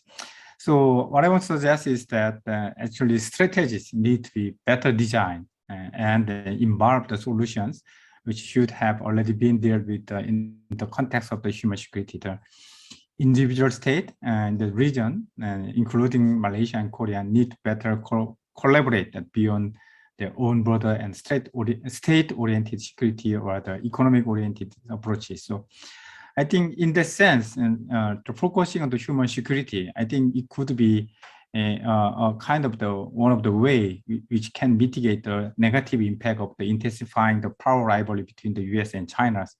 Not only focusing on the traditional securities, but the prioritizing the human security would lead us to mitigate this kind of the intensifying the conflict and tension between the two countries. And also one thing, I also very much agree with Dr. Hui Chu-ping's mention that the last but not least thing is the political security cooperation.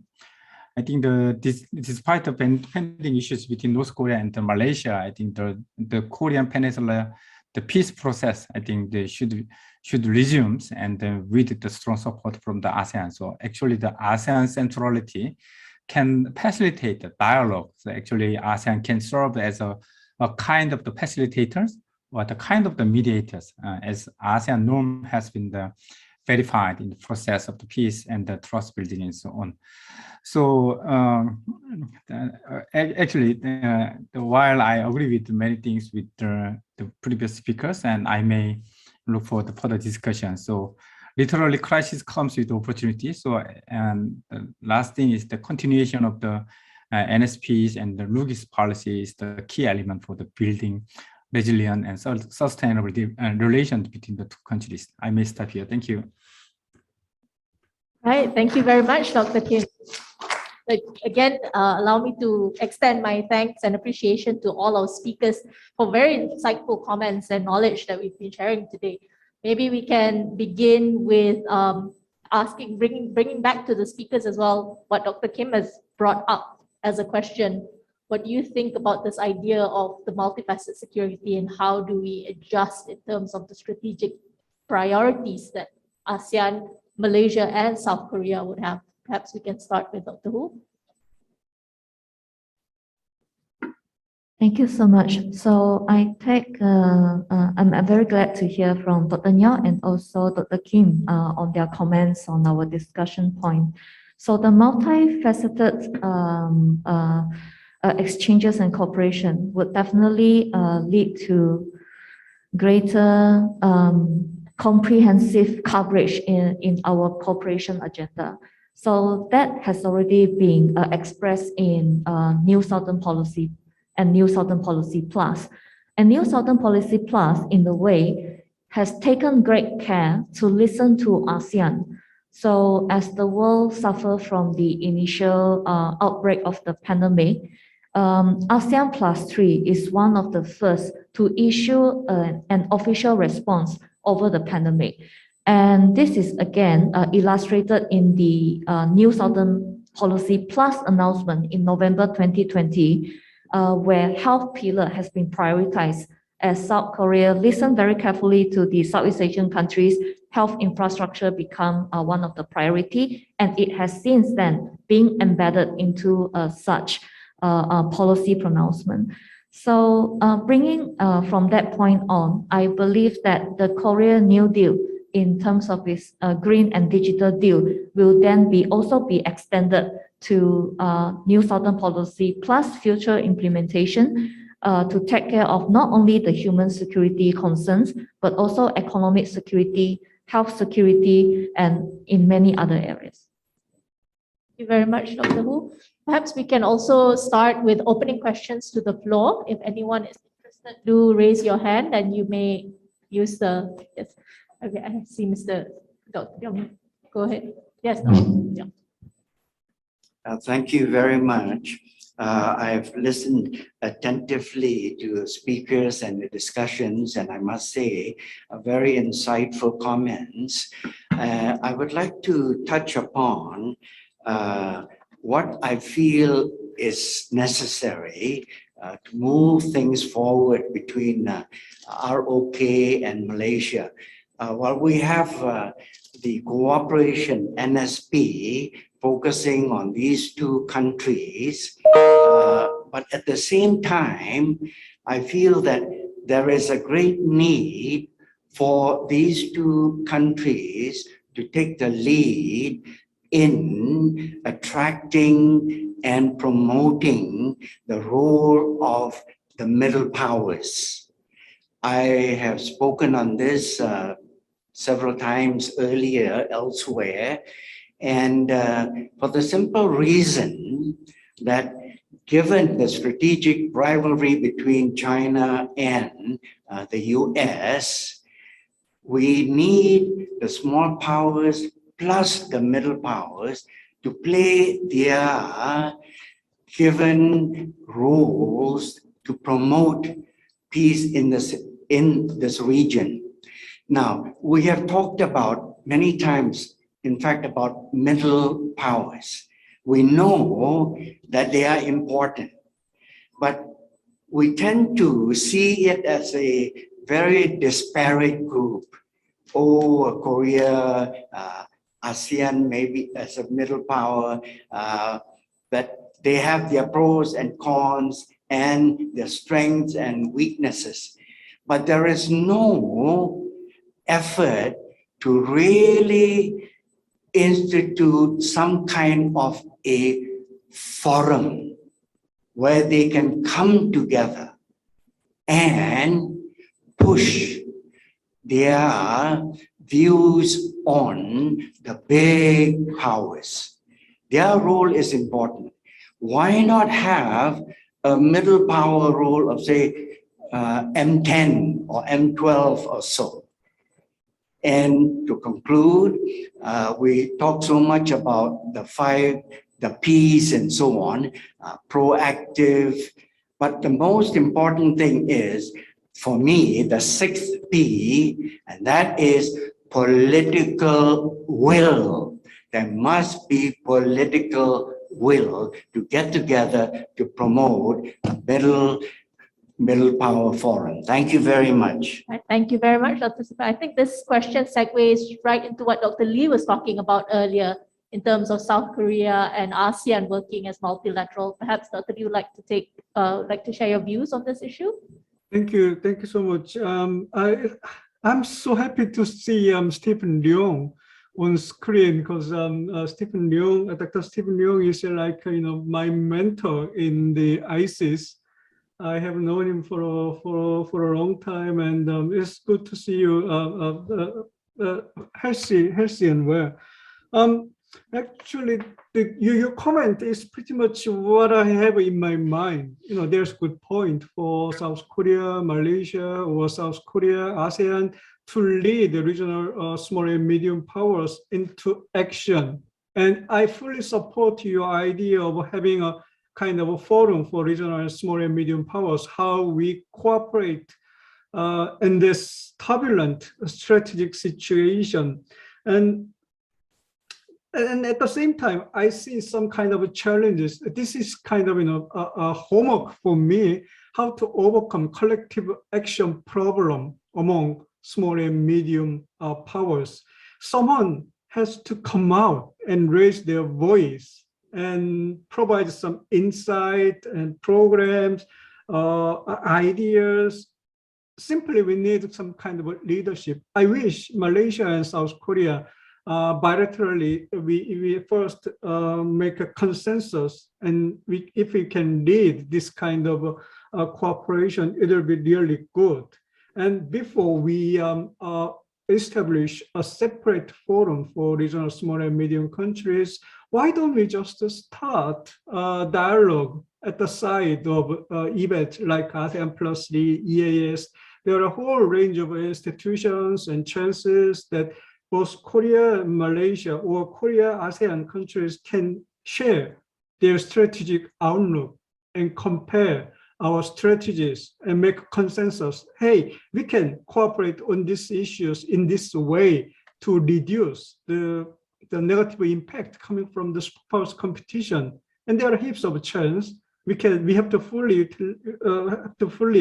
utilize that. And I have long argued that something really missing in the Korea's New Southern policy is strategic dialogue between Korea and Southeast Asian countries. I repeated this argument for a few years, but I'm not quite sure if there is any in-depth or strategic dialogues. How do we cope with this strategic uncertainty in the region? And definitely we need that kind of dialogue, and it is the way to really strengthen the peace cooperation element in the New Southern policy. Thank you. Thank you very much, Dr. Lee. Perhaps we can open again for one more question from the floor. If not, then I could also perhaps direct one question to our panel. We've talked a lot about the idea of weakening ASEAN centrality as well as the multifaceted issues of security that we face today, both in terms of traditional and non-traditional. Is there a way, do you think, that we could start building or bridging between these traditional security issues and the non-traditional security issues that we've covered? Perhaps either Dr. Kim or Dr. Peter would like to give some insight on this. Maybe I will start. First of all, I think ASEAN's problems or lack of unity and declining centrality have been often highlighted in these times. I think in a way it does reflect the people's expectation that ASEAN should be more cohesive and respond stronger and so on and so forth. I think these criticisms are more or less fair in a way that there are weaknesses that ASEAN need to address and so on and so forth. However, I think we also need to put it into context that the former Singapore diplomat, Kishore Mahbubani, had a book called ASEAN Miracle. I think some people criticize for him for trying to paint a very beautiful picture or whatever. But I think he has a point. The ASEAN is not easy. I think actually over the decades, if you look at the whole history, I think it's a lot more about resilience rather than disunity. The problem is there. I wouldn't say it's not, but I think it's about resilience, about how ASEAN is trying to overcome one challenge after another, one security challenge over another. And so perhaps not a direct answer in terms of how to bridge, traditional or non-traditional, because these are very, very difficult issues that, that need to be dealt with in a comprehensive way. I just want to give a bit of confidence and boosts to a lot of criticism of ASEAN being weak and being disunited, but in fact that I think it has weathered a lot of challenges, and I'm confident that in the decades to come that it will continue to be a useful, meaningful, and important organization that we in Southeast Asia and external partners can look forward to as a major important player. Thank you very much. And perhaps we would go for our last speaker as well. Dr. Kim? Yes. If you allow me, I'd like to say that actually the neutralities and centrality of the ASEAN is actually would be the key point in dealing with the rivalry between the US and China. So actually the traditional, the conventional wisdom is that as a middle powers, we need to take a kind of the middle position between the two powers, the physically and the strategically. But at this moment, actually what we need to do, and as a collective entity and as the community, what ASEAN can do is find a kind of the neutrality, not only in terms of the strategy, but in terms of the philosophies and in terms of the redefining. We need to redefine the neutrality. So it need to repositioning it, and not only the being between the US and China, but by providing a kind of the alternative way of the cooperating and then the mitigating this conflict and to further the peaceful regional order. So I think ASEAN needs to be more creative. And it itself try to reposition itself not only physically but additionally. Thank you. Right, thank you very much, Dr. Kim. So as much as I would like to open again to take questions, there's a saying in Malaysia where time is jealous of us, and it seems that time is indeed jealous of us at 12:55. So I would like to again extend my appreciation to all our speakers for your insight and knowledge, and also to the audience for participating. So this ends our first panel for today, and I will now pass it back to the MC for our event. Thank you very much. To continue with today's proceedings, we will now have a panel discussion on the New Southern Policy Plus, Malaysia and a Recovery. May I please invite the role players for this panel discussion to take their allocated seats on the stage. A reminder to those joining through Zoom, please turn off your camera and audio during the sessions to ensure bandwidth for our online presenters. You may place your questions in the chat box. Mr. Haris Zainal, the floor is yours. Hi everyone, welcome to the second session of today's proceedings on the NSP Plus Malaysia and a Recovery. My name is Haris Zainal and I'll be the moderator this afternoon. To start things off, let me just say how happy I am to actually be here in person once again after spending the last 20 months or so behind a screen. And to me at least, this captures pretty well the stage of our battle with COVID. Things are finally recovering, things are slightly looking better, and we can start to finally think about recovery both in Malaysia.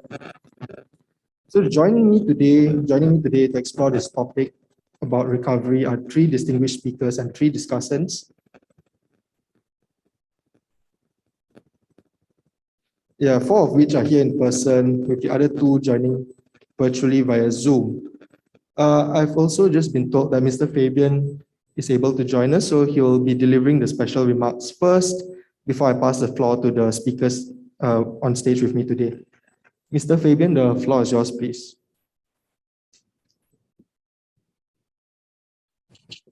Thank you. I'm sorry I have to do this from my car.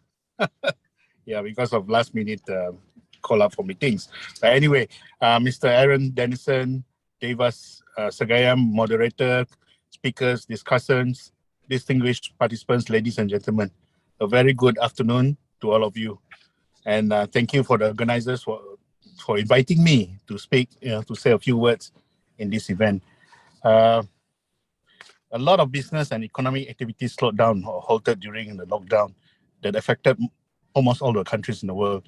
Users or consumers gradually went digital as people embraced the new normal. They quickly turned to technology as they start to adapt in a new world, as they seek better connectivity to work from home, order food and groceries online, shop on e-commerce websites, as well as use technology through contact tracing apps in order to curb the spread of the deadly virus. However, digitalization in all facets of life also increases the risk of digital divide, such as the lack of access to internet and smart devices will limit the opportunities for the underprivileged groups to quality education, healthcare services, employment, and other benefits. It is important that Malaysians embrace and adapt to digitalization so everyone will be able to enjoy and improve standard of living and prosperity, while effectively bridging the digital divide in line with the country's vision to be a digital nation. Hence, the need of an inclusive digital economy. It is essential to improve online transactions and facilitate digital payments as the nation is heading towards a cashless society. At the same time, regulatory and legal frameworks are important when it comes to security related to online transactions and also personal data sharing. Hence, a holistic approach is needed to tackle the issue at hand. Governments around the world, including Malaysia, offered short-term responses in its effort towards a post-pandemic recovery. Malaysia introduced initiatives such as Prihatin, Economic Stimulus Package, and also the National Economic Recovery Plan, or PENJANA. The whole of nation approach involves various strategies in order to remove silos in policymaking. The 12th Malaysia Plan, or the 12th MP, lays down its development plans in a vision to make Malaysia a high-income country with a better quality of life by the year 2025. The 12th Malaysia Plan introduced reforms to ensure sustainable economic growth with a more equitable distribution of opportunities and outcome as Malaysia recovers from the impact of the COVID-19 pandemic. Ladies and gentlemen, the My Digital initiative, which was launched in February of this year, and its implementation is coded within the Malaysia Digital Economy Blueprint. So My Digital initiative will complement national development policies such as the 12th Malaysia Plan, the Shared Prosperity Vision 2030, or what we call the Wawasan Kemakmuran Bersama 2030. It aims to empower all Malaysians from all walks of life to improve their lives by improving digital literacy, creating high-income jobs, making banking and financial transactions easier and seamless, providing quality virtual educational access to our children, bringing advanced medical services to remote areas, and also narrowing the digital divide. A digitally enabled government will also provide integrated and end-to-end online government services which are more efficient, effective, and transparent. The blueprint carries aspirations of the government to transform Malaysia into a digitally driven, high-income nation and eventually leading Malaysia to become the leading digital economy within the region. The My Digital initiative is led by the following guiding principles. Number one, inclusivity. In order to ensure that nobody is left behind as a result of digitalization. Ethics. This is to ensure that data and digital tools are used in an ethical manner. Finally, trust. To ensure the growth of the digital economy is not at the expense of personal privacy and cybersecurity issues. The blueprint outlines 3 objectives and 6 strategic thrusts, which are supported by 22 strategies and 48 national initiatives and 28 sectoral initiatives. In addition, the implementation of the blueprint is divided into 3 phases. Phase 1, which is this year and next year, 2022, aims to accelerate adoption towards the strengthening the digital foundation needed for the rapid and smooth rollout of Phase 2 and Phase 3. Phase 2, 2023 to 2025, is where the focus shifts to bringing to driving digital transformation and inclusion across the digital economy emphasizing inclusivity among the rakyat and all businesses. Phase 3, 2026 to 2030, will chart the pathway for strong, sustainable growth in the decades to come, positioning Malaysia to become a regional market producer of digital products and digital solutions. Historically, policies and regulations have always lagged behind the development of technology. However, today, as the role of technology has become incredibly pervasive, cutting across all kinds of services, including education, healthcare, and financial services, there is a greater urgency for our regulatory environment to be anchored on trust and digital native policies which reflect the world we live in. There should not be a hindrance to our progress and growth, but at the same time, it should be balanced to ensure a secure and trusted digital environment. Various agencies are tasked in fulfilling the initiatives and successful implementation, and successful implementation will be key, a key component of the larger digital infrastructure for the success of MyDigital. Policy makers also play a critical role in the development of the digital-first ecosystem, and private sector also has a role to play. As we work with the various government agencies on the goals set out in MyDigital, we welcome the private sector's contribution, ideas, best practices, proof of concepts, and we work on operationalization of the blueprint. We also welcome ideas from our neighbors and collaboration from our neighbors around the world.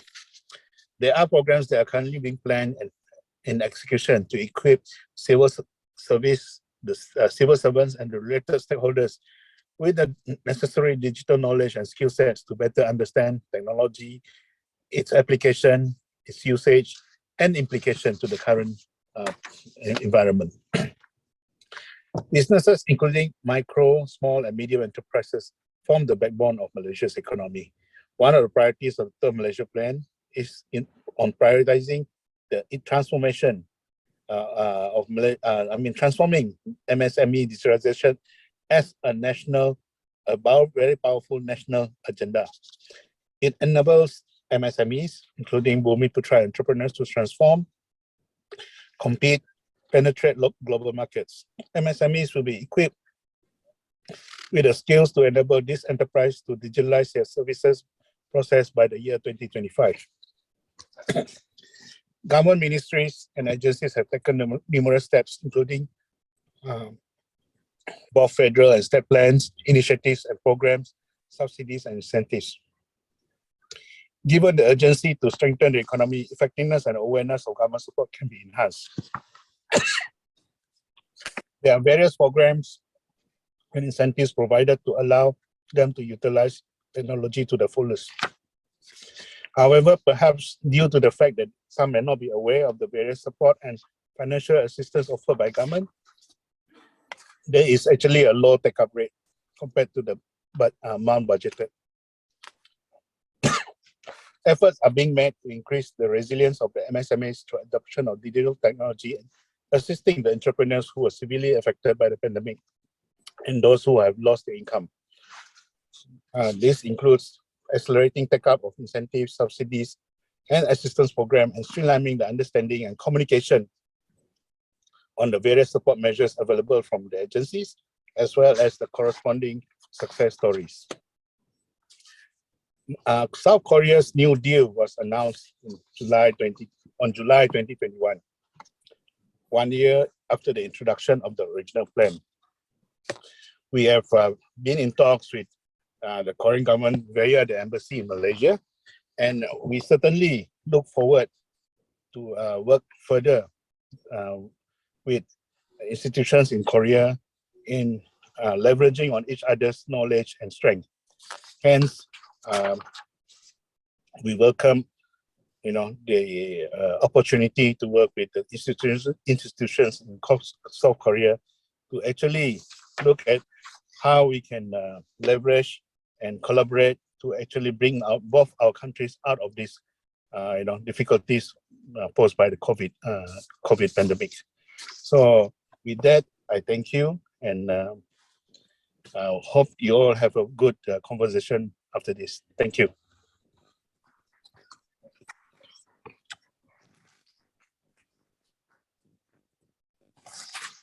Thank you, Mr. Fabian. thanks so much for joining us from your car, and I hope wherever you're driving to next, you get there safely and have a great day ahead. Also, completely agree with your point on the role of the private sector in making government initiatives a success. And just to add a bit more on that, I think it's not just limited to the private sector. Even like academicians and think tankers, such as ourselves gathered here today, we have a role in this too.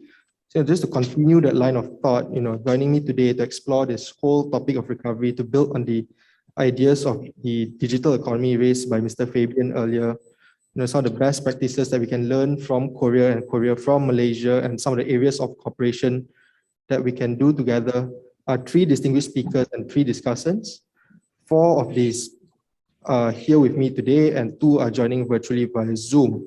So before I pass the floor to the first speaker, let me just make some housekeeping announcements, which I could not earlier. The first is that each speaker will be given about 8 to 10 minutes for their remarks. Following the conclusion of all remarks by the 3 speakers, I'll then invite the discussants to share some of their thoughts and comments on what was said by the speakers. Each discussant will be given about 8 minutes for this. Following all of that, we will open the floor for Q&A. For those here physically, once again, you may ask your question physically by raising your hand, and I'll call upon you. And for those on Zoom, please feel free to post your question through the Q&A function on Zoom itself. So without further ado, to just get the show going, may I please invite Dr. Zokri for his remarks. Thank you, Harris and ISIS, for having me. Assalamualaikum warahmatullahi wabarakatuh. Salam sejahtera. And a very pleasant afternoon I wish to all of you. Before I go further, I'd like to recap on a very interesting anecdote that we have established this morning, that indeed the New South Policy Plus should not only be limited into the 3 Ps, but the morning discussion has extended further Ps that perhaps the embassy can suggest to the headquarters in Seoul. So we probably can say that the NSP could also be extended to the planet, to the proactive efforts, as well as the political will in ensuring that the New Southern Policy Plus within South Korea and ASEAN region will become a success. On that note, ladies and gentlemen, I would like to offer 3 insights to kick off the discussion this afternoon. Now, first and foremost, I would like to discuss on what Malaysia has actually learned from COVID-19. The lessons that we learn as a country for these 2 years is indeed really beneficial for us to go ahead as a nation. On the second point is that what can we actually also learn from the ROK or from South Korea? Having established the interdependency relationship between these 2 countries, how we can actually benefit from the advancements of South Korea onto Malaysia. And thirdly, with the presumption that we are learning and observing from South Korea, does the NSP Plus is indeed an advantage or able to facilitate such process between Korea and Malaysia? Now, let me go first on to my first point. What actually Malaysia has learned for these 2 years that we are battling with this pandemic?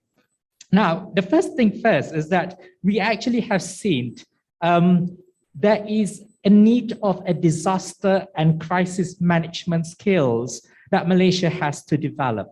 In the area of data management, communications and technology, I think COVID-19 is a wake-up call actually that Malaysia needs to improve on these 3 areas. How do we update the data? How do we do the contact tracing? And how do we compile all of these contact tracing and cases into one synchronized data management system? In terms of communication, I'm sure that we still remember in the first phase of COVID-19, we all know that on a daily basis at 2 p.m., the senior minister will give a remarks on the National Security Council's planning in terms of SOP, and the Director General of Health, Tan Sri Dr. Nur Hisham, will give in terms of health policy and health cases at 5 p.m. Now, even with those 2 p.m. and 5 p.m. daily briefing during the first phase of COVID-19 inception in Malaysia, there are still reported cases of inconsistency of SOPs, confusions amongst the publics as well as the citizens of Malaysia, and how we move forward from a day to another. So I think communication is something we have to really improve, as well as technology. We have seen in how South Korea advanced during its first phase of COVID-19 because of its technology. And pandemic is not something that unusual in Malaysia. We have been coming with SARS, MERS, Ebola, dengue, malaria. All of these are happening in Malaysia before, but indeed COVID-19 is an exceptional case. The second thing is that we've seen the battle between institutionalism as well as leadership during COVID-19. Now, we know that in Malaysia, there are a lot of institutions that's been tasked to weather COVID-19, from the National Security Councils with the Directive 2.0 from the Federal Constitution.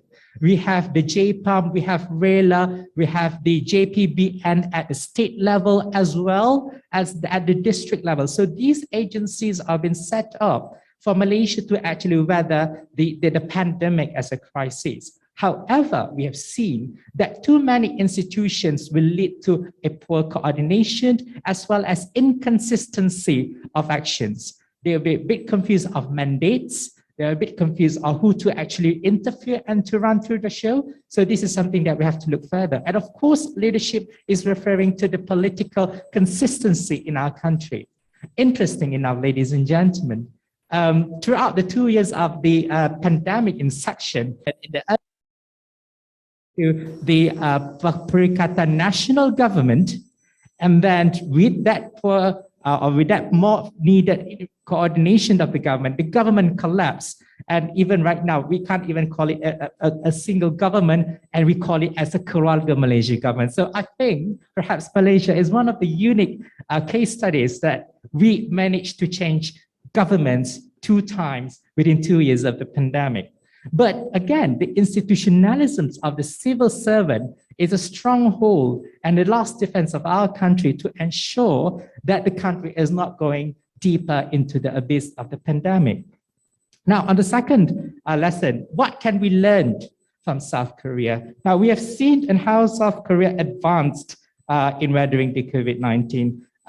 Malaysia needs to develop a framework of national disasters management. At the current point, all of these disasters managements are scattered throughout certain acts, regulations, and policies that we are not really consistent with that. So we do need to expose to other countries' practices in terms of having a systematic, coordinated national crisis management. And I think we have to look to South Korea in terms of that.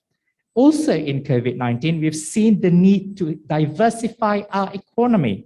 Malaysia, as a trading nation, has suffered and been injured rather severely and badly because of the disruptions of the global supply chain. So moving forward, do we still want to keep the status quo as a trading nation, or we should also think to diversify the economy into green digital economy? And I think the embassy is organizing a forum on green and digital economy this Friday. It is something good that for us to explore the possibilities in the future, because we do know a trading nation is a fragile, is a risky when it comes to the disruption of the global supply chain, as well as sustainable development that we should look into Korea. I think Tan Sri Jamila in her keynote address this morning aptly sums up on how important we are to establish and to observe unplanetary signs. Lastly, Mr. Moderator, before I pass back the floor, presuming there are a lot of things that Malaysia needs to learn and can learn from South Korea, will this new Southern Policy Plus able to facilitate this kind of process? Now, we have to look and be very honest with ourselves. Do we have a shared interest between Malaysia and South Korea? The South Korea has the NSP Plus. Malaysia, at the point we are talking, we have the shared prosperity vision. I think Mr. Fabian also mentioned Dasar Kemakmuran Bersama 2030. Now, the shared prosperity vision enlightens what are the things that we need to achieve by the year of 2030. Though it was established by the previous 2 prime ministers, it was during Dr. Mahathir, and it's not been revised even until now. So we are still not sure whether this is currently the directions of the government. But having no official declaration from the government of a new vision, we can presume that the vision is still in place. So what is actually the similarities or the equilibrium between shared prosperity vision and the NSP Plus so that these two countries can collide and collaborate with one another? If we are moving into a different directions, then having two visions will not going to help. However, allow me to also bring out on the Look East policy that next year is the 40-year anniversary of the Look East policy. We recognize the importance of Japan, Korea as East nations in terms to the development of Malaysia. So we really need to look onto these policies to see the niche area that we want to develop in the future. However, we have to also be honest on the criticism toward the NSP Plus. Some of the literature has been saying that there is a sense of favoritisms in the NSP Plus and how Vietnam's are able to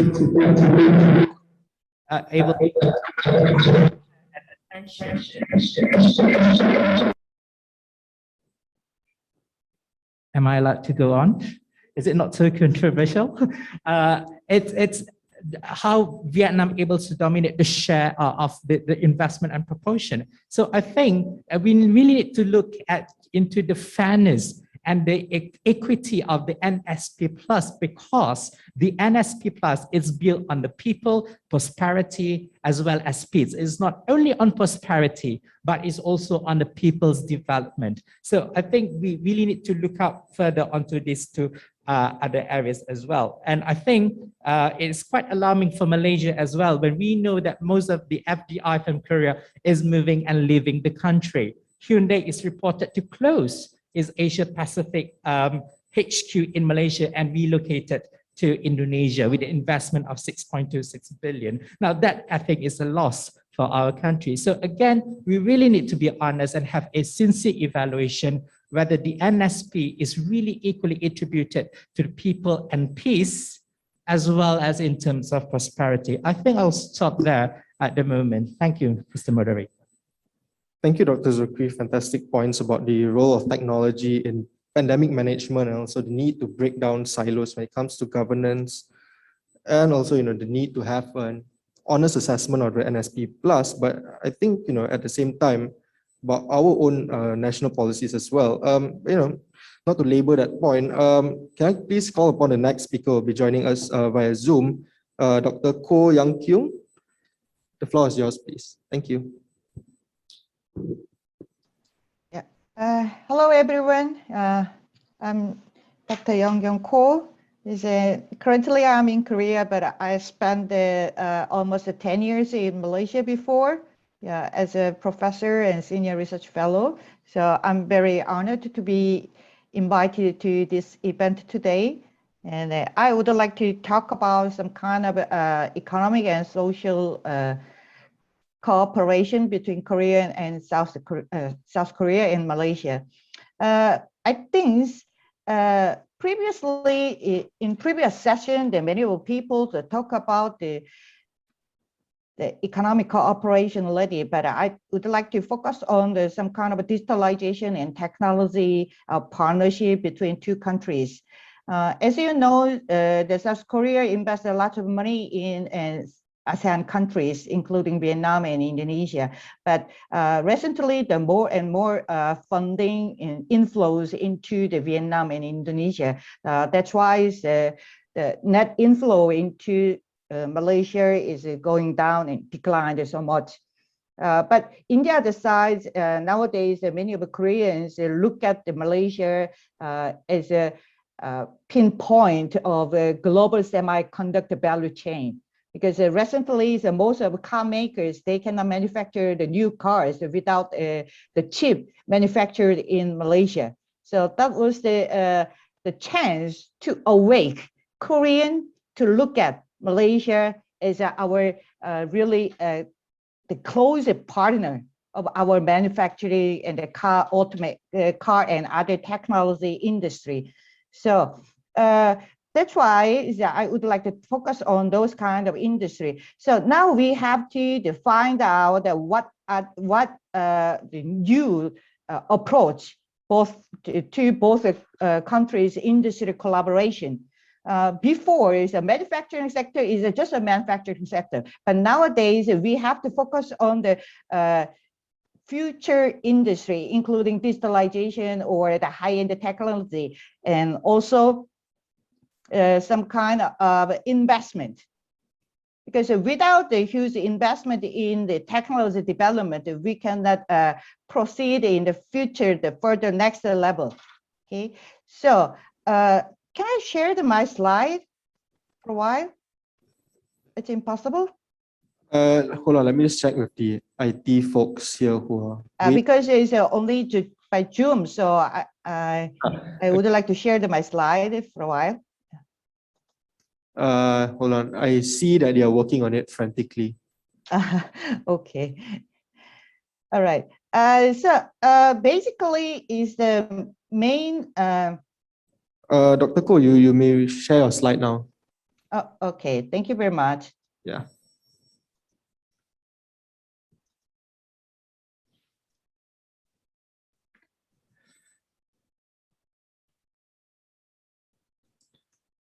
Can you see my slide? Yeah, we can see. Okay. Yeah, this is very important policy of Malaysia is the shared prosperity vision 2030.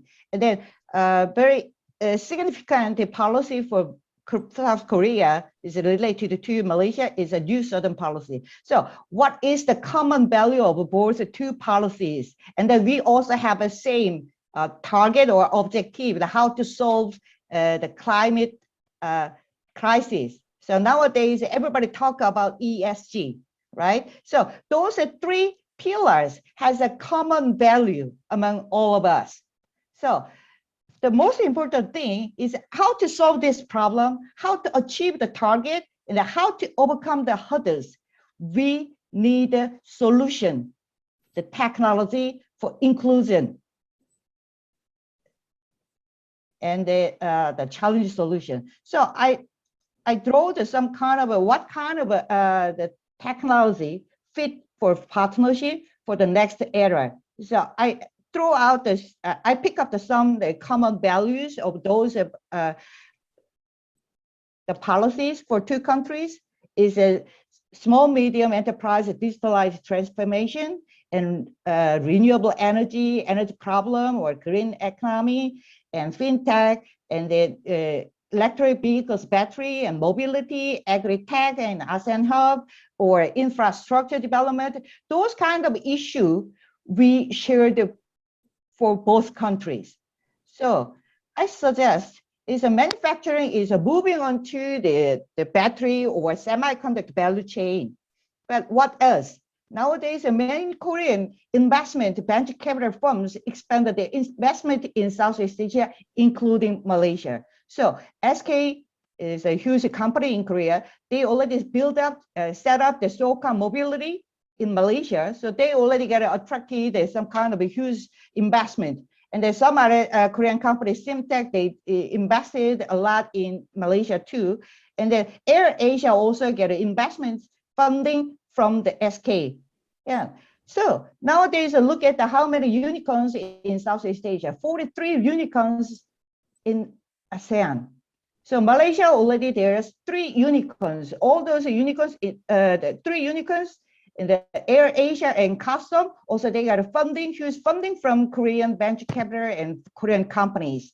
So for example, another example is the agriculture, the startup also got a new funding from Korean investments, and then Dari Hijab and Big Pay and Soka, Custom, Swing, and all those companies got a new funding from Korea. So I think that just only the manufacturing companies that come to Korea, it's not the significant, not only significant. Nowadays, we have to look at the more technology related funding is a significant role in the future. So that's the best example is Korea, the funding between KB Investments and RHL Ventures in Malaysia. So Korean investment banking and Malaysia venture company, they get together to build up their common huge startup funding, which encourage many of Malaysian technology-based startups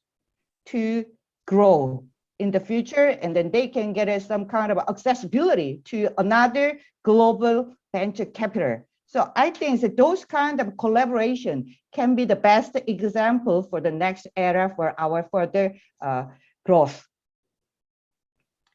So that's what I'm talking about today. I would like to emphasize today is that those kind of collaboration, that the funding-based technology collaboration will play the significant role in next a few years. Thank you very much.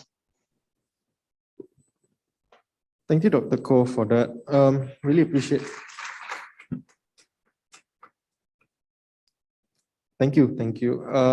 Yeah, really appreciate your thoughts on future industries and need to invest to really boost up the tech adoption rates and the role of apps and how Korea can and has been supporting some of the things the Malaysian companies have done. To move things along, can I please invite our third speaker for today, Dr. Daniel? The floor is yours, please. Okay, good afternoon. Thank you very much to ISIS as well as the Republic of Korean Embassy for this kind invitation. I was just sharing a controversial point with Dr. Zohri just now. I was telling him that the shared prosperity vision is dead. In fact, as far as I know, the existing secretariat that was supposed to handle the shared prosperity vision is now looking into Keluarga Malaysia. And they are scrambling for the 100-day report card, which is going to be shared with the whole of the nation, I think sometime early next month. So yeah, the problem with instability in terms of politics is the lack of policy direction, I suppose. Now, I've been asked to actually look into soft power and cultural diplomacy. And the way that I will look at it will be from, I think, three categories. Yeah, one which is overarching policy frameworks that are already existing and that I believe can be leveraged in order for there to be collaboration as well as inclusion of the NSP Plus initiatives. And I'm looking at 3 of the 7 new initiatives that was introduced. So that's number one. I'm looking at existing frameworks in terms of policy. Number 2, I'll be also looking at the institutional framework as far as where I'm coming from, which is the International Islamic University of Malaysia, as well as ISTAC as an institute as part of the university, where we have also been identified as a partner of the Ministry of Foreign Affairs to implement certain cultural diplomacy strategies. And number 3, I'll also be looking into existing, I think, platforms of collaboration that may not necessarily involve more advanced countries, but definitely can perhaps be expanded, such as the MTCP or Malaysian Technical Cooperation Program. Perhaps we can gain from sharing as well as training in relation to expertise that we have in the program. So those are the 3 levels that I'll be looking at in terms of the initiatives. 3 of the 7 initiatives that are mentioned as part of the NSP Plus. But before that, share with you my acquaintance with Hallyu or Korean culture. From my generation, at least, I think the way that we were introduced to South Korea was basically through football, our rivalry. But then as I've moved on over the years, I grew into a kind of high level of interest and I think respect for Korean cinema as well. I thoroughly enjoyed, for example, A Tale of Two Sisters. This was by, I think, Kim Ji-woon, and then Bong Joon-ho, Memories of Murder. And then Na Hong-jin, who I think is one of the best horror directors of all time. And interestingly enough, his latest film, which is The Medium, is something that was done in collaboration with Thailand. So this is something that I probably ask some of the Koreans here in the audience, perhaps they can explain whether that was part of the NSP or whether it was by accident. Yeah, because it involves the collaboration of two companies, GDH 559 and South Korea Showbox. Because, you know, when I finished watching the movie, the first thing that I thought was that the next horror movie should be based in Malaysia, because our demonology, our ghost stories, you know, would definitely be, I think, enough material or elements for him to produce something great. So I hope that happens. But anyway, beyond my fandom of Korean cinema, I would say that the MCO or the lockdown period that was experienced over the past 2 years had also driven me to explore K-dramas as well, because of the time spent at home. So it did kind of preserve my sanity to a certain extent, because of the, I think, combination of Eastern values at the same time. Also commercial, but art house appeal of a lot of the dramas as well. It definitely has moved me away from, I think, the culture of Hollywoodization. Now, I think most of the materials that I watch are either world cinema and, of course, mainly from Hollywood. So that's my perspective in terms of my personal interest. But going back to the NSP Plus, as far as soft power and cultural diplomacy is concerned, I've identified 3 initiatives that perhaps that we can work on, that we can collaborate on. Initiative number 2, which is people-centered education or K-education. Now, the thing that is interesting is that in previous governments, Malaysian higher education has identified higher education as soft power. And I think this is something that is being revived at the moment. I have no confirmation of it, but we did have some discussions on CLMB, I think, over the past few weeks or so. And of course, when you look at education, as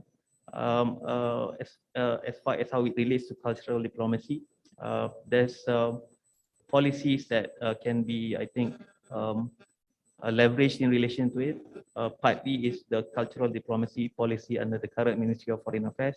But what I wanted to emphasize on was existing policies, such as the 12th Malaysia Plan, with this emphasis on lifelong learning.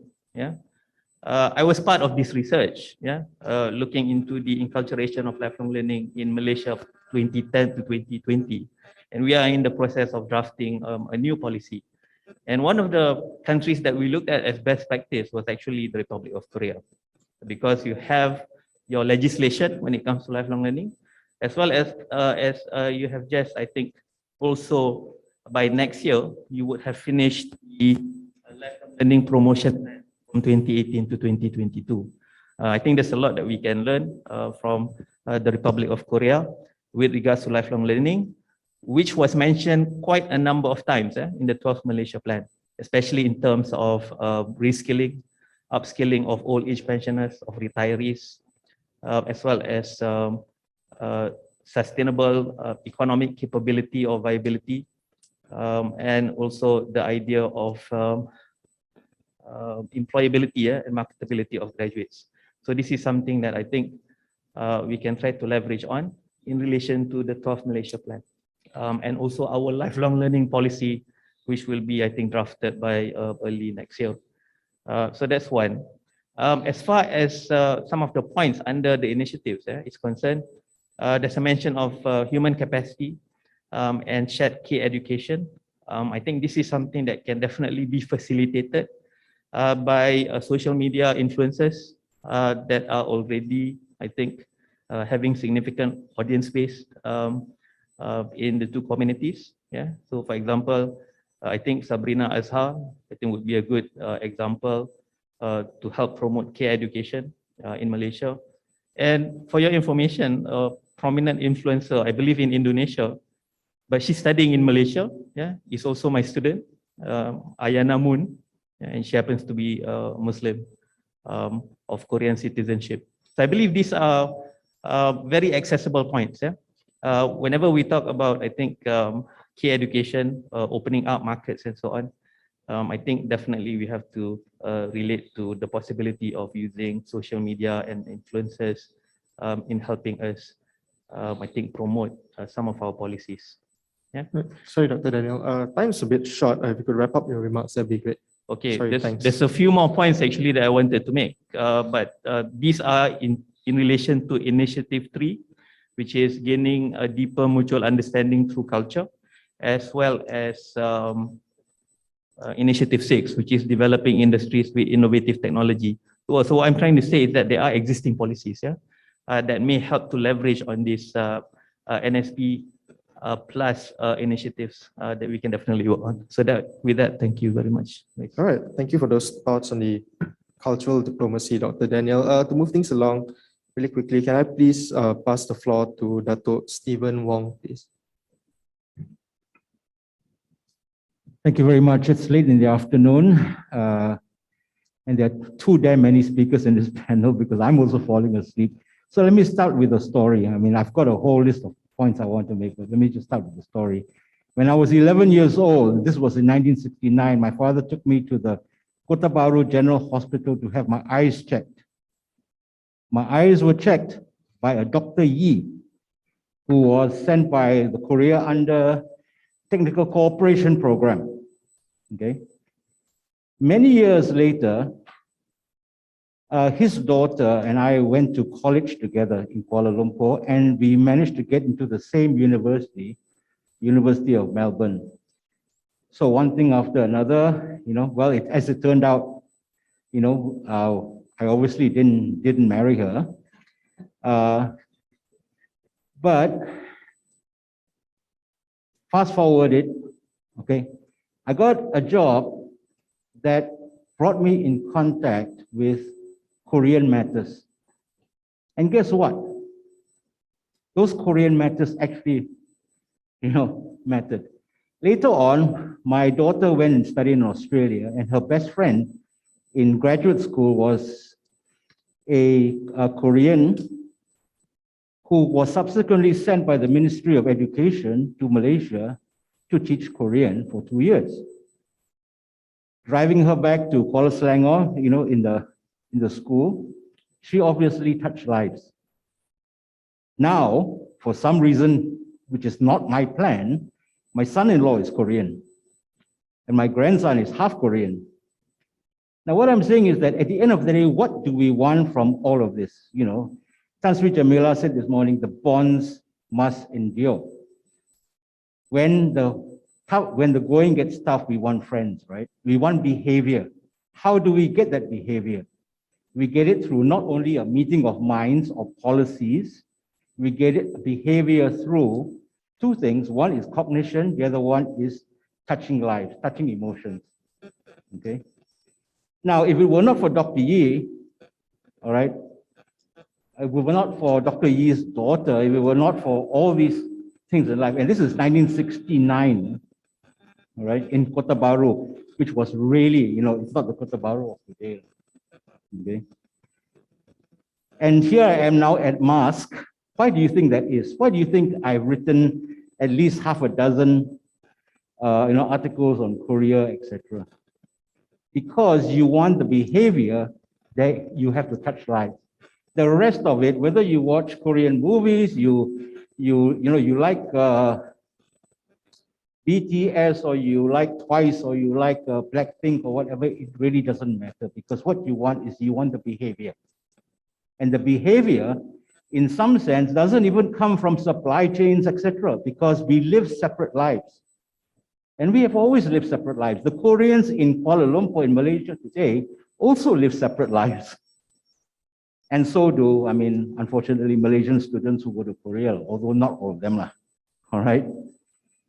Unless we touch lives, we will not, and unless we touch emotions and cognitions, the rest of this thing. So what I would like to do is to introduce a fifth P. And that P is psychology. It's a cross-cutting one.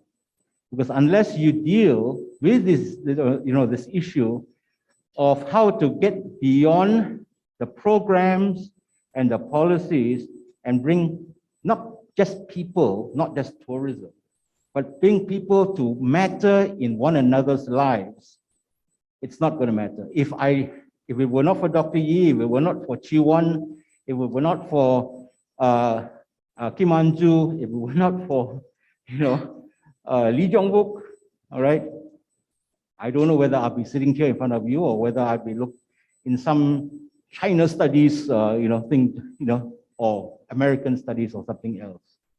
Okay, so you want to influence behavior, go back to cognition and go back to touching lives. Thank you.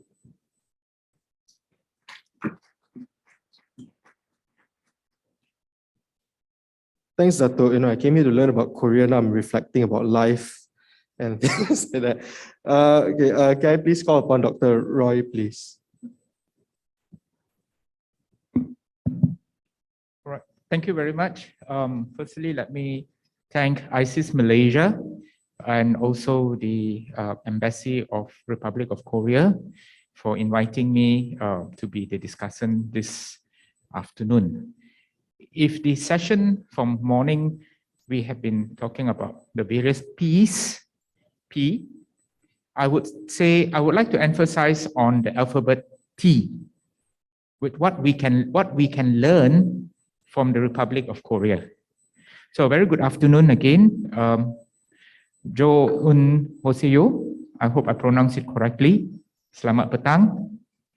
See, in Malaysia, the Republic of Korea, or better known as South Korea, has traditionally been known in various fields, such as industrialization, entertainment, as Dr. Daniel was mentioning about the various movies, sports, football, food, not forgetting kimchi, the barbecue, and as a tourist destination. By the way, in Jeju Island. However, many may not know that the Republic of Korea is one of the countries in the world that has effectively controlled the spread of COVID-19 virus. When the World Health Organization, WHO, officially declared COVID-19 as a disease or the outbreak as a pandemic back in March 2022, Republic of Korea had already reported more patients recovering from new cases. However, as the health crisis becomes more threatening to the extent that it can affect economy of the Republic of Korea, has taken extraordinary measures and more coordinated approach at the domestic and international level. So the question now arises is, what is the secret towards the success by the Republic of Korea? And what can Malaysia emulate from the efforts to fight COVID-19 pandemic and national recovery? And that is the issue that I would like to raise this afternoon. And I think one of the major success story for Republic of Korea is that it has experienced the past outbreaks such as SARS in 2004, MERS in 2015, and previous experience have given lessons to the Republic of Korea to improve its ability to control the disease, including training the public, central and local health personnel on detection. I mentioned about the alphabet T. I would say that the South Korea or Republic of Korea strategy is divided into three. First, the government focuses in its capacity and resources to curb the spread of the virus through this three-pronged strategy. First, testing, the first T. Second, trace. And the third, to treat. So therefore, the three T. And second also will be the fiscal and monetary policies to strengthen economy and encourage consumption of domestic goods, support sectors that are badly affected by the COVID-19 pandemic. And third is also the priority to identify COVID-19 patients who need immediate treatment and to help troubled businesses. So in order to make these three T strategies successful, South Korea have really enforced strict measures. And this is something I think Malaysia need to learn, not changing the SOP from time to time. So including monitoring entry procedures of the strict 14 days, irrespective whether who you are for that matter. In addition, holding screening and testing stations in public places, collecting data through interviews with healthcare or family members, medical records, patient management system in several hospitals to identify the treatment.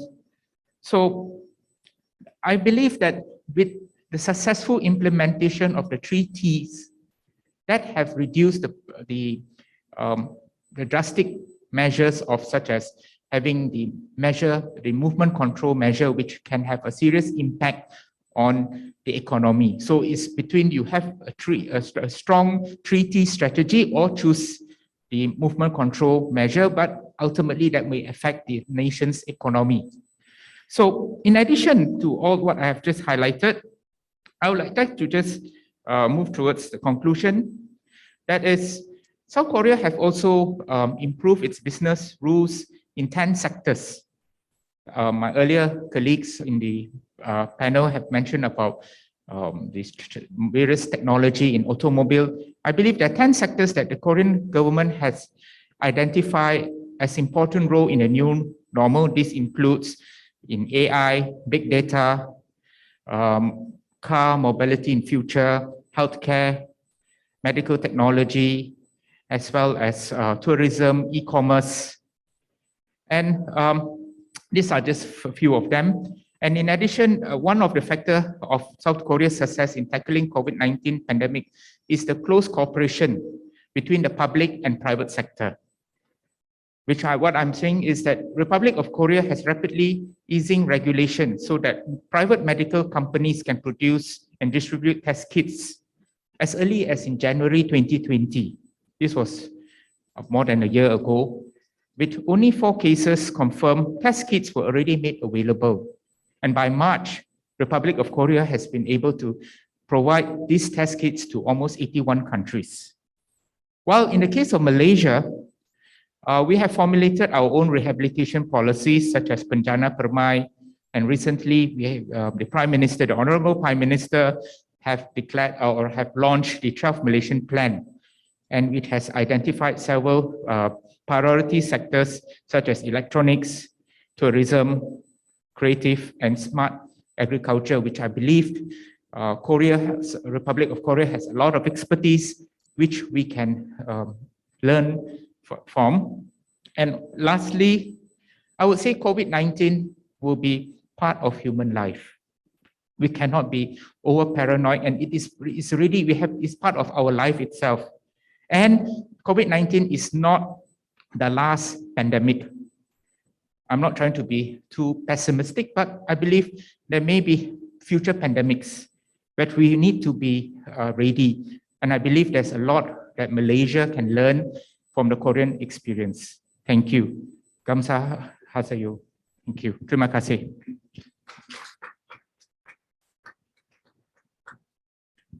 Thank you, Dr. Roy. Yeah, I completely agree that we should start learning to live with COVID itself, but this whole conversation about,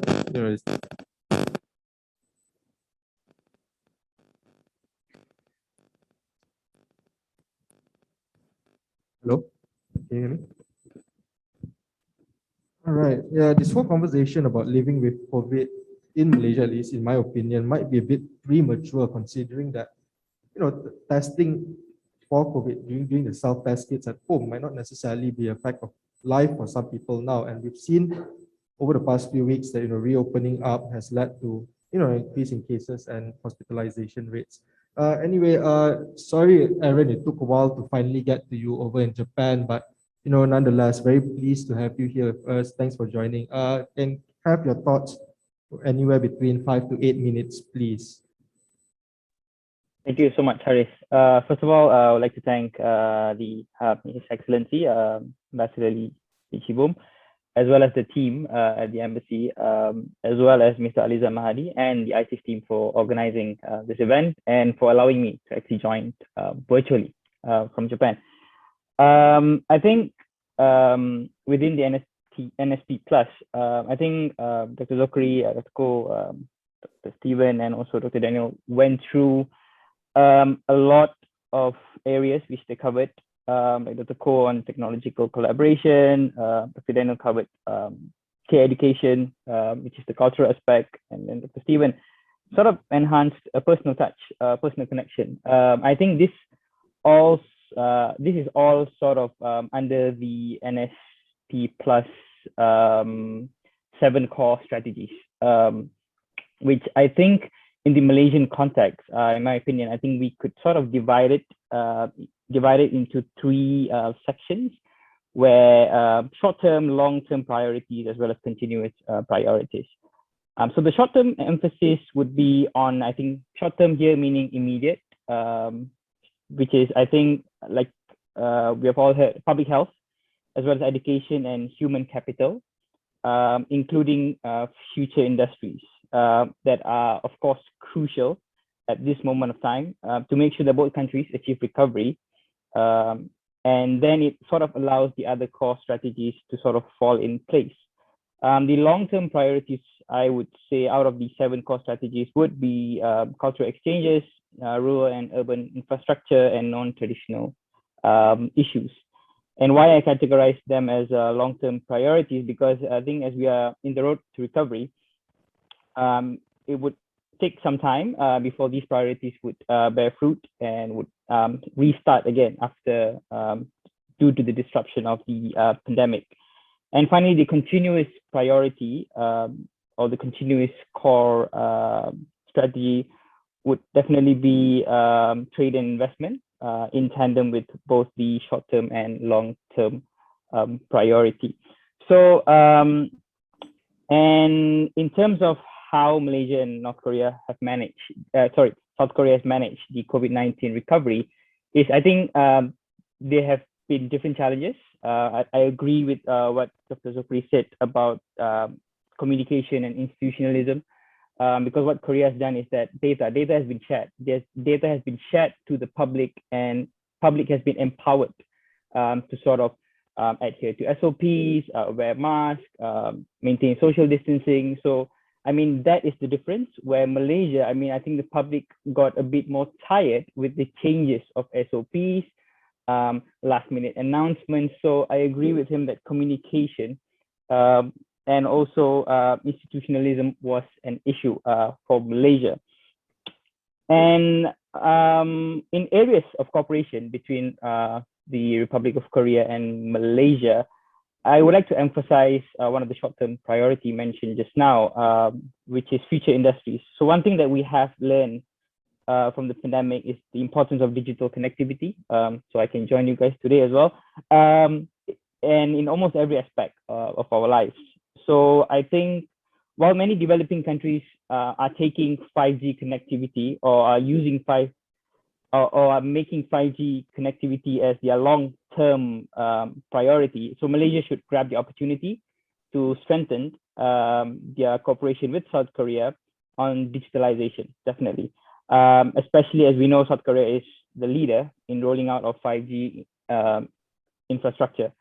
So digitalization, I think, is definitely one of the strengths of South Korea, and this has been proved through, I think, effective education policy by South Korea, because I think with the country had 99% of 4G coverage with 5G and implementation, and then there were about 75% of the households in South Korea had access to computers, and 99.5% had internet access. So I think this allowed for quality education for across the board in South Korea, in comparison to Malaysia, where we faced a lot of challenges in that aspect. And for the best practice, I think this best practice is something that we should pay attention to, and because we can't deny the fact that in Malaysia, elections is going to happen soon, right? So, and I think one experience from South Korea that we can learn is how South Korea organized the parliamentary elections back in April 2020. Although it's been a long time coming, but they organized the election during a heightened period of the pandemic. So things like early voting and vote by mail was implemented. So early voting was for 2 days, something that we might try in our elections, maybe next year or maybe the year after. Secondly, was effective communication with voters, because I think the National Election Commission in South Korea created a code of conduct for voters that provided detailed instructions and outlined actions. And these effective communications was aired through national television, hence sort of heightened the trust of the South Korean public to go out and vote during the elections.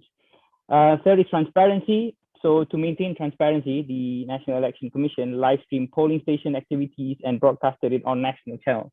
So that's something that we could try.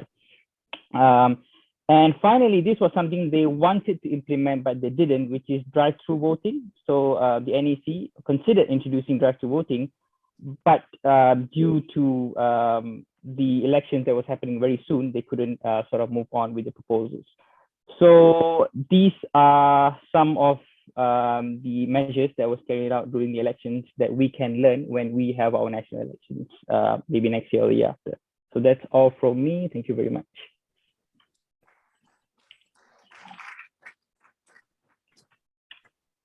Thank you, Aaron. All right, with that, let's come to the Q&A session for this panel. Is there any questions from the floor? All right, so okay. I have a question for both Dr. Poh and Dr. Zokri. Right? You've roughly touched on the idea of digitalization, and it's one of the things that's perhaps most important during this pandemic, where we couldn't do things physically anymore, so everything went digital, right? Education went digital, went online, even grocery shopping. You know, the other day I bought my fish online. Anyway, to Dr. Zokri and also Dr. Poh in that order, how do you think we are doing currently when it comes to digitalization, perhaps particularly for the SMEs, which make up the bulk of our businesses here? And, you know, is the efforts that the government has introduced so far, has that been sufficient to address these long-standing issues? Because, you know, the issues are not new. It predates the pandemic itself that the SMEs were not digitalizing. Is the new policies introduced, are those sufficient? If you can start with Dr. Zokri. Thank you, Harris. To be fair, while it's also reacting, I think the government of Malaysia has a clear conscience and response towards digitalizations. In the draft Malaysia plan, we recognize on digital economy, as well as in the budget for 2022, there is a special allocations for digital nomad. Digital nomad is actually an ecosystem where everyone can work everywhere as long as there are an internet connections. So I would conclude that there is a clear conscience and response from the government on the need to invest and the need to create an ecosystem for digitalizations in our country. But again, what is lacking is the consistency of its implementations. We want the policy able to manifest it into delivery as well as in action plans, and not only recorded on a budget paper. And I think this is what we are lacking right now, on how to ensure there is a proper implementation on what the conscience of the governments are. So, and I think we need to learn from other countries' practices and how we can leverage digitalizations. But at the end of the day, and I think the morning's discussion also reflected that Malaysia as a country needs to have a clear directions at what we are going to achieve in the next 5 to 10 years and see where we are at the moment. There is no need for us to envision the moons and stars in the skies without actually bridging a point to another. So, and we have to work smart these days. You know, we're able to have connecting the dots from one year to another. And again, for the policy planning, because IDES does a lot of policy studies in our country, what we have realized that the government has to make sure there is a connection between this year and the next. What we are seeing is a divergence of policies creations in Malaysia. There is no any connecting the dots kind of practice, hence why we have lots of terminologies, we have lots of visions, but again, after one, it's another. without actually achieving the previous one. So again, the conscience is there, the response is there. What is the burden of the government as well as is to implement those versions. Thank you.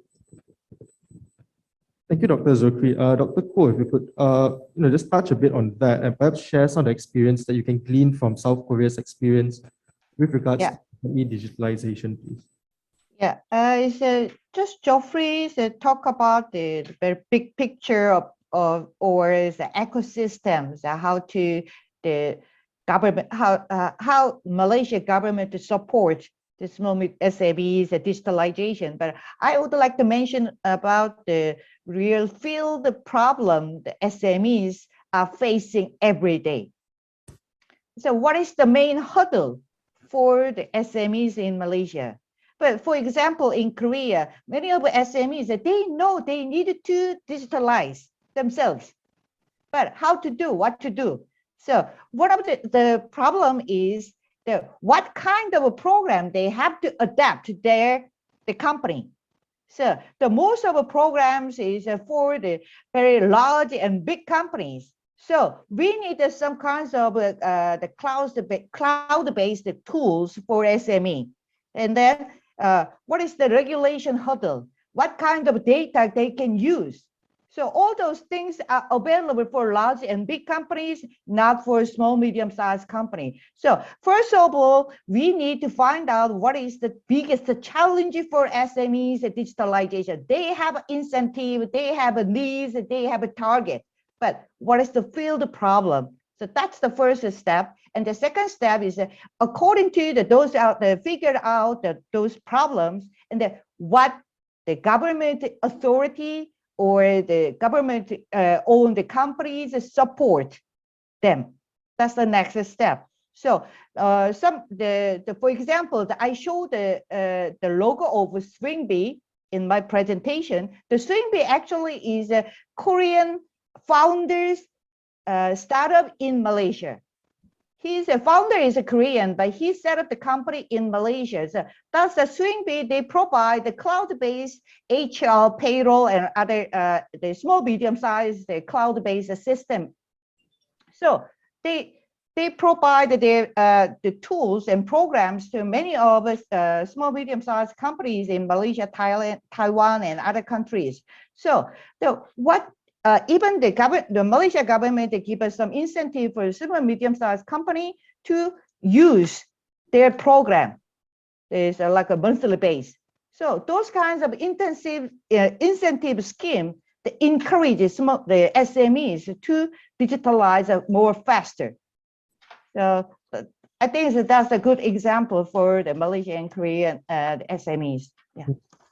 All right, thank you, Dr. Koh. I think we're running a bit out of time, but I'll probably just extend it for 5 minutes. That's okay, Falina? Yeah, sure. Great, thanks. Dr. Daniel, you talked a bit about this whole thing about cultural and or the creative economy earlier, right? You mentioned K-pop, K-dramas, and things like that. And I think it's easy to see why Malaysia or any other country, for that matter, want to try to emulate what Korea is doing when it comes to their cultural exports. But at the same time, right, Dr. Daniel, from your perspective, why and how can we actually get there, right? We know the end point of where we want to go. We want to have our own version of Parasite. I mean, this was one of the things that the minister back then had said, right? Winning the awards and things like that. But what are the kind of little steps that we need to take now for us to get to that point? And if any of the other speakers want to share their thoughts on this, please feel free. I think one of the ways that we can do this, of course, I'm from universities, I always think about education. Number one, there's one initiative which looks at emphasizing on Korean language, right? But I'm also looking beyond that. If you look at Malaysian universities today, there's an emphasis on open electives, right? I think we don't simply have to limit it at language. It can be language and culture as a course, right? And that can also be expanded as a micro-credential, by design. Can also be done online. And of course, it's not one way. The idea is for there to be exchange happening between, for example, we can talk about setting up a Malaysia Korean Institute, for example, which looks into these matters, and whereby there can be an exchange which involves our counterparts in Korean educational institutions, cultural institutions, as well as those in Malaysia. There can be a discussion with DBP, with ISTAC, as well as with UKM, for example, to look into a course on Malay language and culture, for that matter. And also, what we can do is we can exchange some of the important cultural artifacts of Korean society, as well as that of Malaysian society, as well as I think, the popular cultural elements. Yeah, we can have, people keep mentioning Upen and Ipin, for example. That can be translated into a Korean version, for example, and that can be shared, and there can be, I think, a continuous exchange of these kind of artifacts that can help us familiarize with each other, and also normalize us to certain ways of thinking and doing things that would, I think, at the end of the day, that would be the trigger or the catalyst for a change in our, for example, arts and film industry. Right. Okay, thank you. Thank you, Dr. Daniel. Sorry, just looking at Zoom to see whether there's any questions here. Seems not. Anyway, do we have any questions from the floor? Oh yeah, Prof. Leong, please. Thank you. When Dr. Rogers mentioned the additional P, psychology, immediately I thought of more soft power. It comes to mind was, as you know, about 10 years ago, we had Psy, Gangnam Style. And it really took the whole world by storm, and then it just petered out. But I'm thinking now of what Professor Daniel mentioned about soft power, cultural exchanges and so on. But one area I thought that it would be very useful for NSP Plus if we can focus on one aspect of sport, and that is golf. Everyone knows that the ROK has exemplified and with great female golfers. And there's a great need to help Malaysia and ASEAN if some kind of a program could be formulated to bring not necessarily golfers, female golfers who are too busy right now competing, but more the retired female golfers to come over here, Malaysia and ASEAN, to have good training programs. I hope this could be considered in NSP Plus. Thank you. All right, thank you, Prof. Leong. Correct me if I'm wrong, but I don't think there was more of a comment, right, rather than a question. Yeah, thanks. I think it's about 3:35, and not to hold up today's sessions. With that, can I just please invite the audience to thank the speakers that we have today for their thoughts, and we can close the panel with that. Thank you, everyone.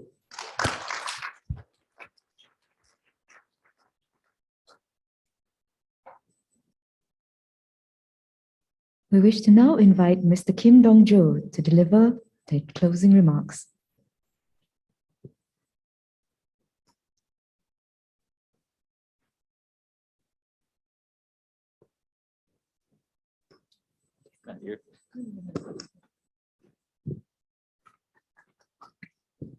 Thank you.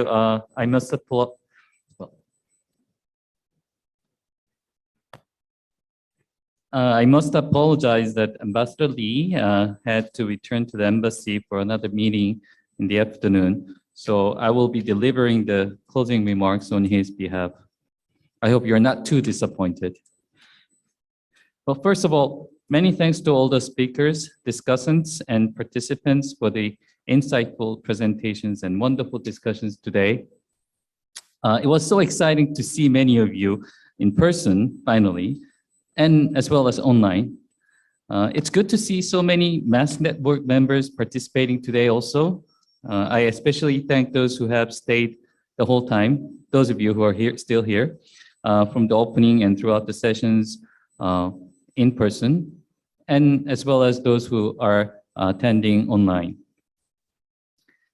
In just 2 sessions, in the morning and in the afternoon, we've managed to review the past and present of the Korea-Malaysia relations, and even discuss practical ways to further strengthen our future cooperation, especially through the implementation of the NSP Plus strategies and initiatives. Today's Mass Network event was indeed a very valuable opportunity to hear the keynote address by Tan Sri Dr. Munir Majid, and special addresses by Tan Sri Dr. Jamila Mahmood and Mr. Fabian Bigar. Well, thanks to Dr. Jamila, I think we have opened the door to adding more P's to NSP. From the 3 P's of people, prosperity, and peace, we now have planet, proactive, and political will, and not to forget psychology. If I may add yet one more P to that, I think it will be post-pandemic. Well, maybe 2 more P's, post and pandemic, as the theme of the discussions we had today. And also, I'd like to thank Mr. Fabian Bigar, who has clearly shown us how well equipped Malaysia is for ubiquitous digital economy by delivering his speech, special address online and in his car. I think that was another first that we had, having our keynote or special addresses being delivered from a car. I would also like to thank all our moderators, speakers, and discussants, as well as the listeners and those who asked questions from the floor. Dr. Stephen Leong. Thanks to you, we could not only have very rich and meaningful discussions, but I am sure that we have added more depth and value to our Korea-Malaysia bilateral relations. To all 25 Mass Network members, scholars who today received renewed certificates for a term of 3 years, I would like to extend my heartiest congratulations. And at the same time, I would also like to request for even more active or proactive contributions. The Korean government greatly appreciates the enthusiasm and support for the new Southern policy and NSP Plus that you have shown us today. We look forward to continue engaging in interactive two-way dialogues and cooperating with Malaysia and other ASEAN members for our shared mutual growth, and in this COVID-19 or post-pandemic times as partners in recovery. Malaysia and the countries in Southeast Asia have always showed strong support for the new Southern policy. The countries in the region have also expressed that they would like the policy to be implemented with continuity and consistency. So I can assure you that the Korean government is fully aware of such expectations. Furthermore, I would like to emphasize our embassy's strong commitment to fulfill the expectations of the people and the government of Malaysia by promoting win-win developments in the bilateral relations and continuing to seek new ways and areas of mutually beneficial cooperation between Korea and Malaysia. I hope the Mass Network members will join us in such efforts and look forward to your strong support and valuable contributions in the future. Soon it will be year 2022. I sincerely hope that in the coming new year, we will not still be talking about COVID-19 and the vaccines and so forth. I surely look forward to our next Mass Network annual event to be held with everyone in person and with even our speakers and discussants from Korea flying in to join us in person as well. So before I finish, I would be remiss if I don't mention and thank our organizer of the event, the wonderful ISIS team, for the thorough and impeccable preparations. I must confess that although our embassy was supposed to play some role in the preparations, all the heavy lifting and hard carrying were done by the ISIS team, who are like, I would say, who are like avengers of the circumference services. I would like to particularly thank Ms. Paulina Sai here and Ms. Atika Ishak. So please join me in applauding for them. I hope I didn't make your job too difficult and that I'm not the cause of your sleep deprivation or sleep disorders.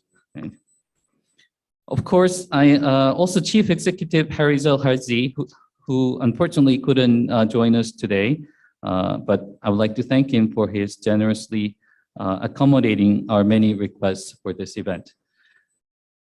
Lastly, I would like to say my words of appreciation for Senior Fellow Mr. Thomas Daniel for staying with us until the very end and even agreeing to deliver the closing remarks. And with that, I will hand over the podium to Mr. Thomas Daniel. Thank you and terima kasih. Thank you, Mr. Kim Dong-jo. I know it's always a pleasure to actually organize a mask event, seriously. Now I invite Mr. Thomas Daniel for the closing remarks.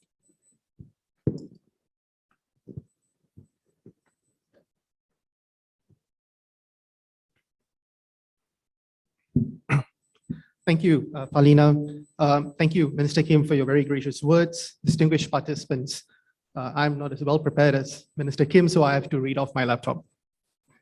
I think at the beginning of today's, what I'll try, I'm going to resist the temptation to add a 8th or a 9th P to however many Ps that we have today.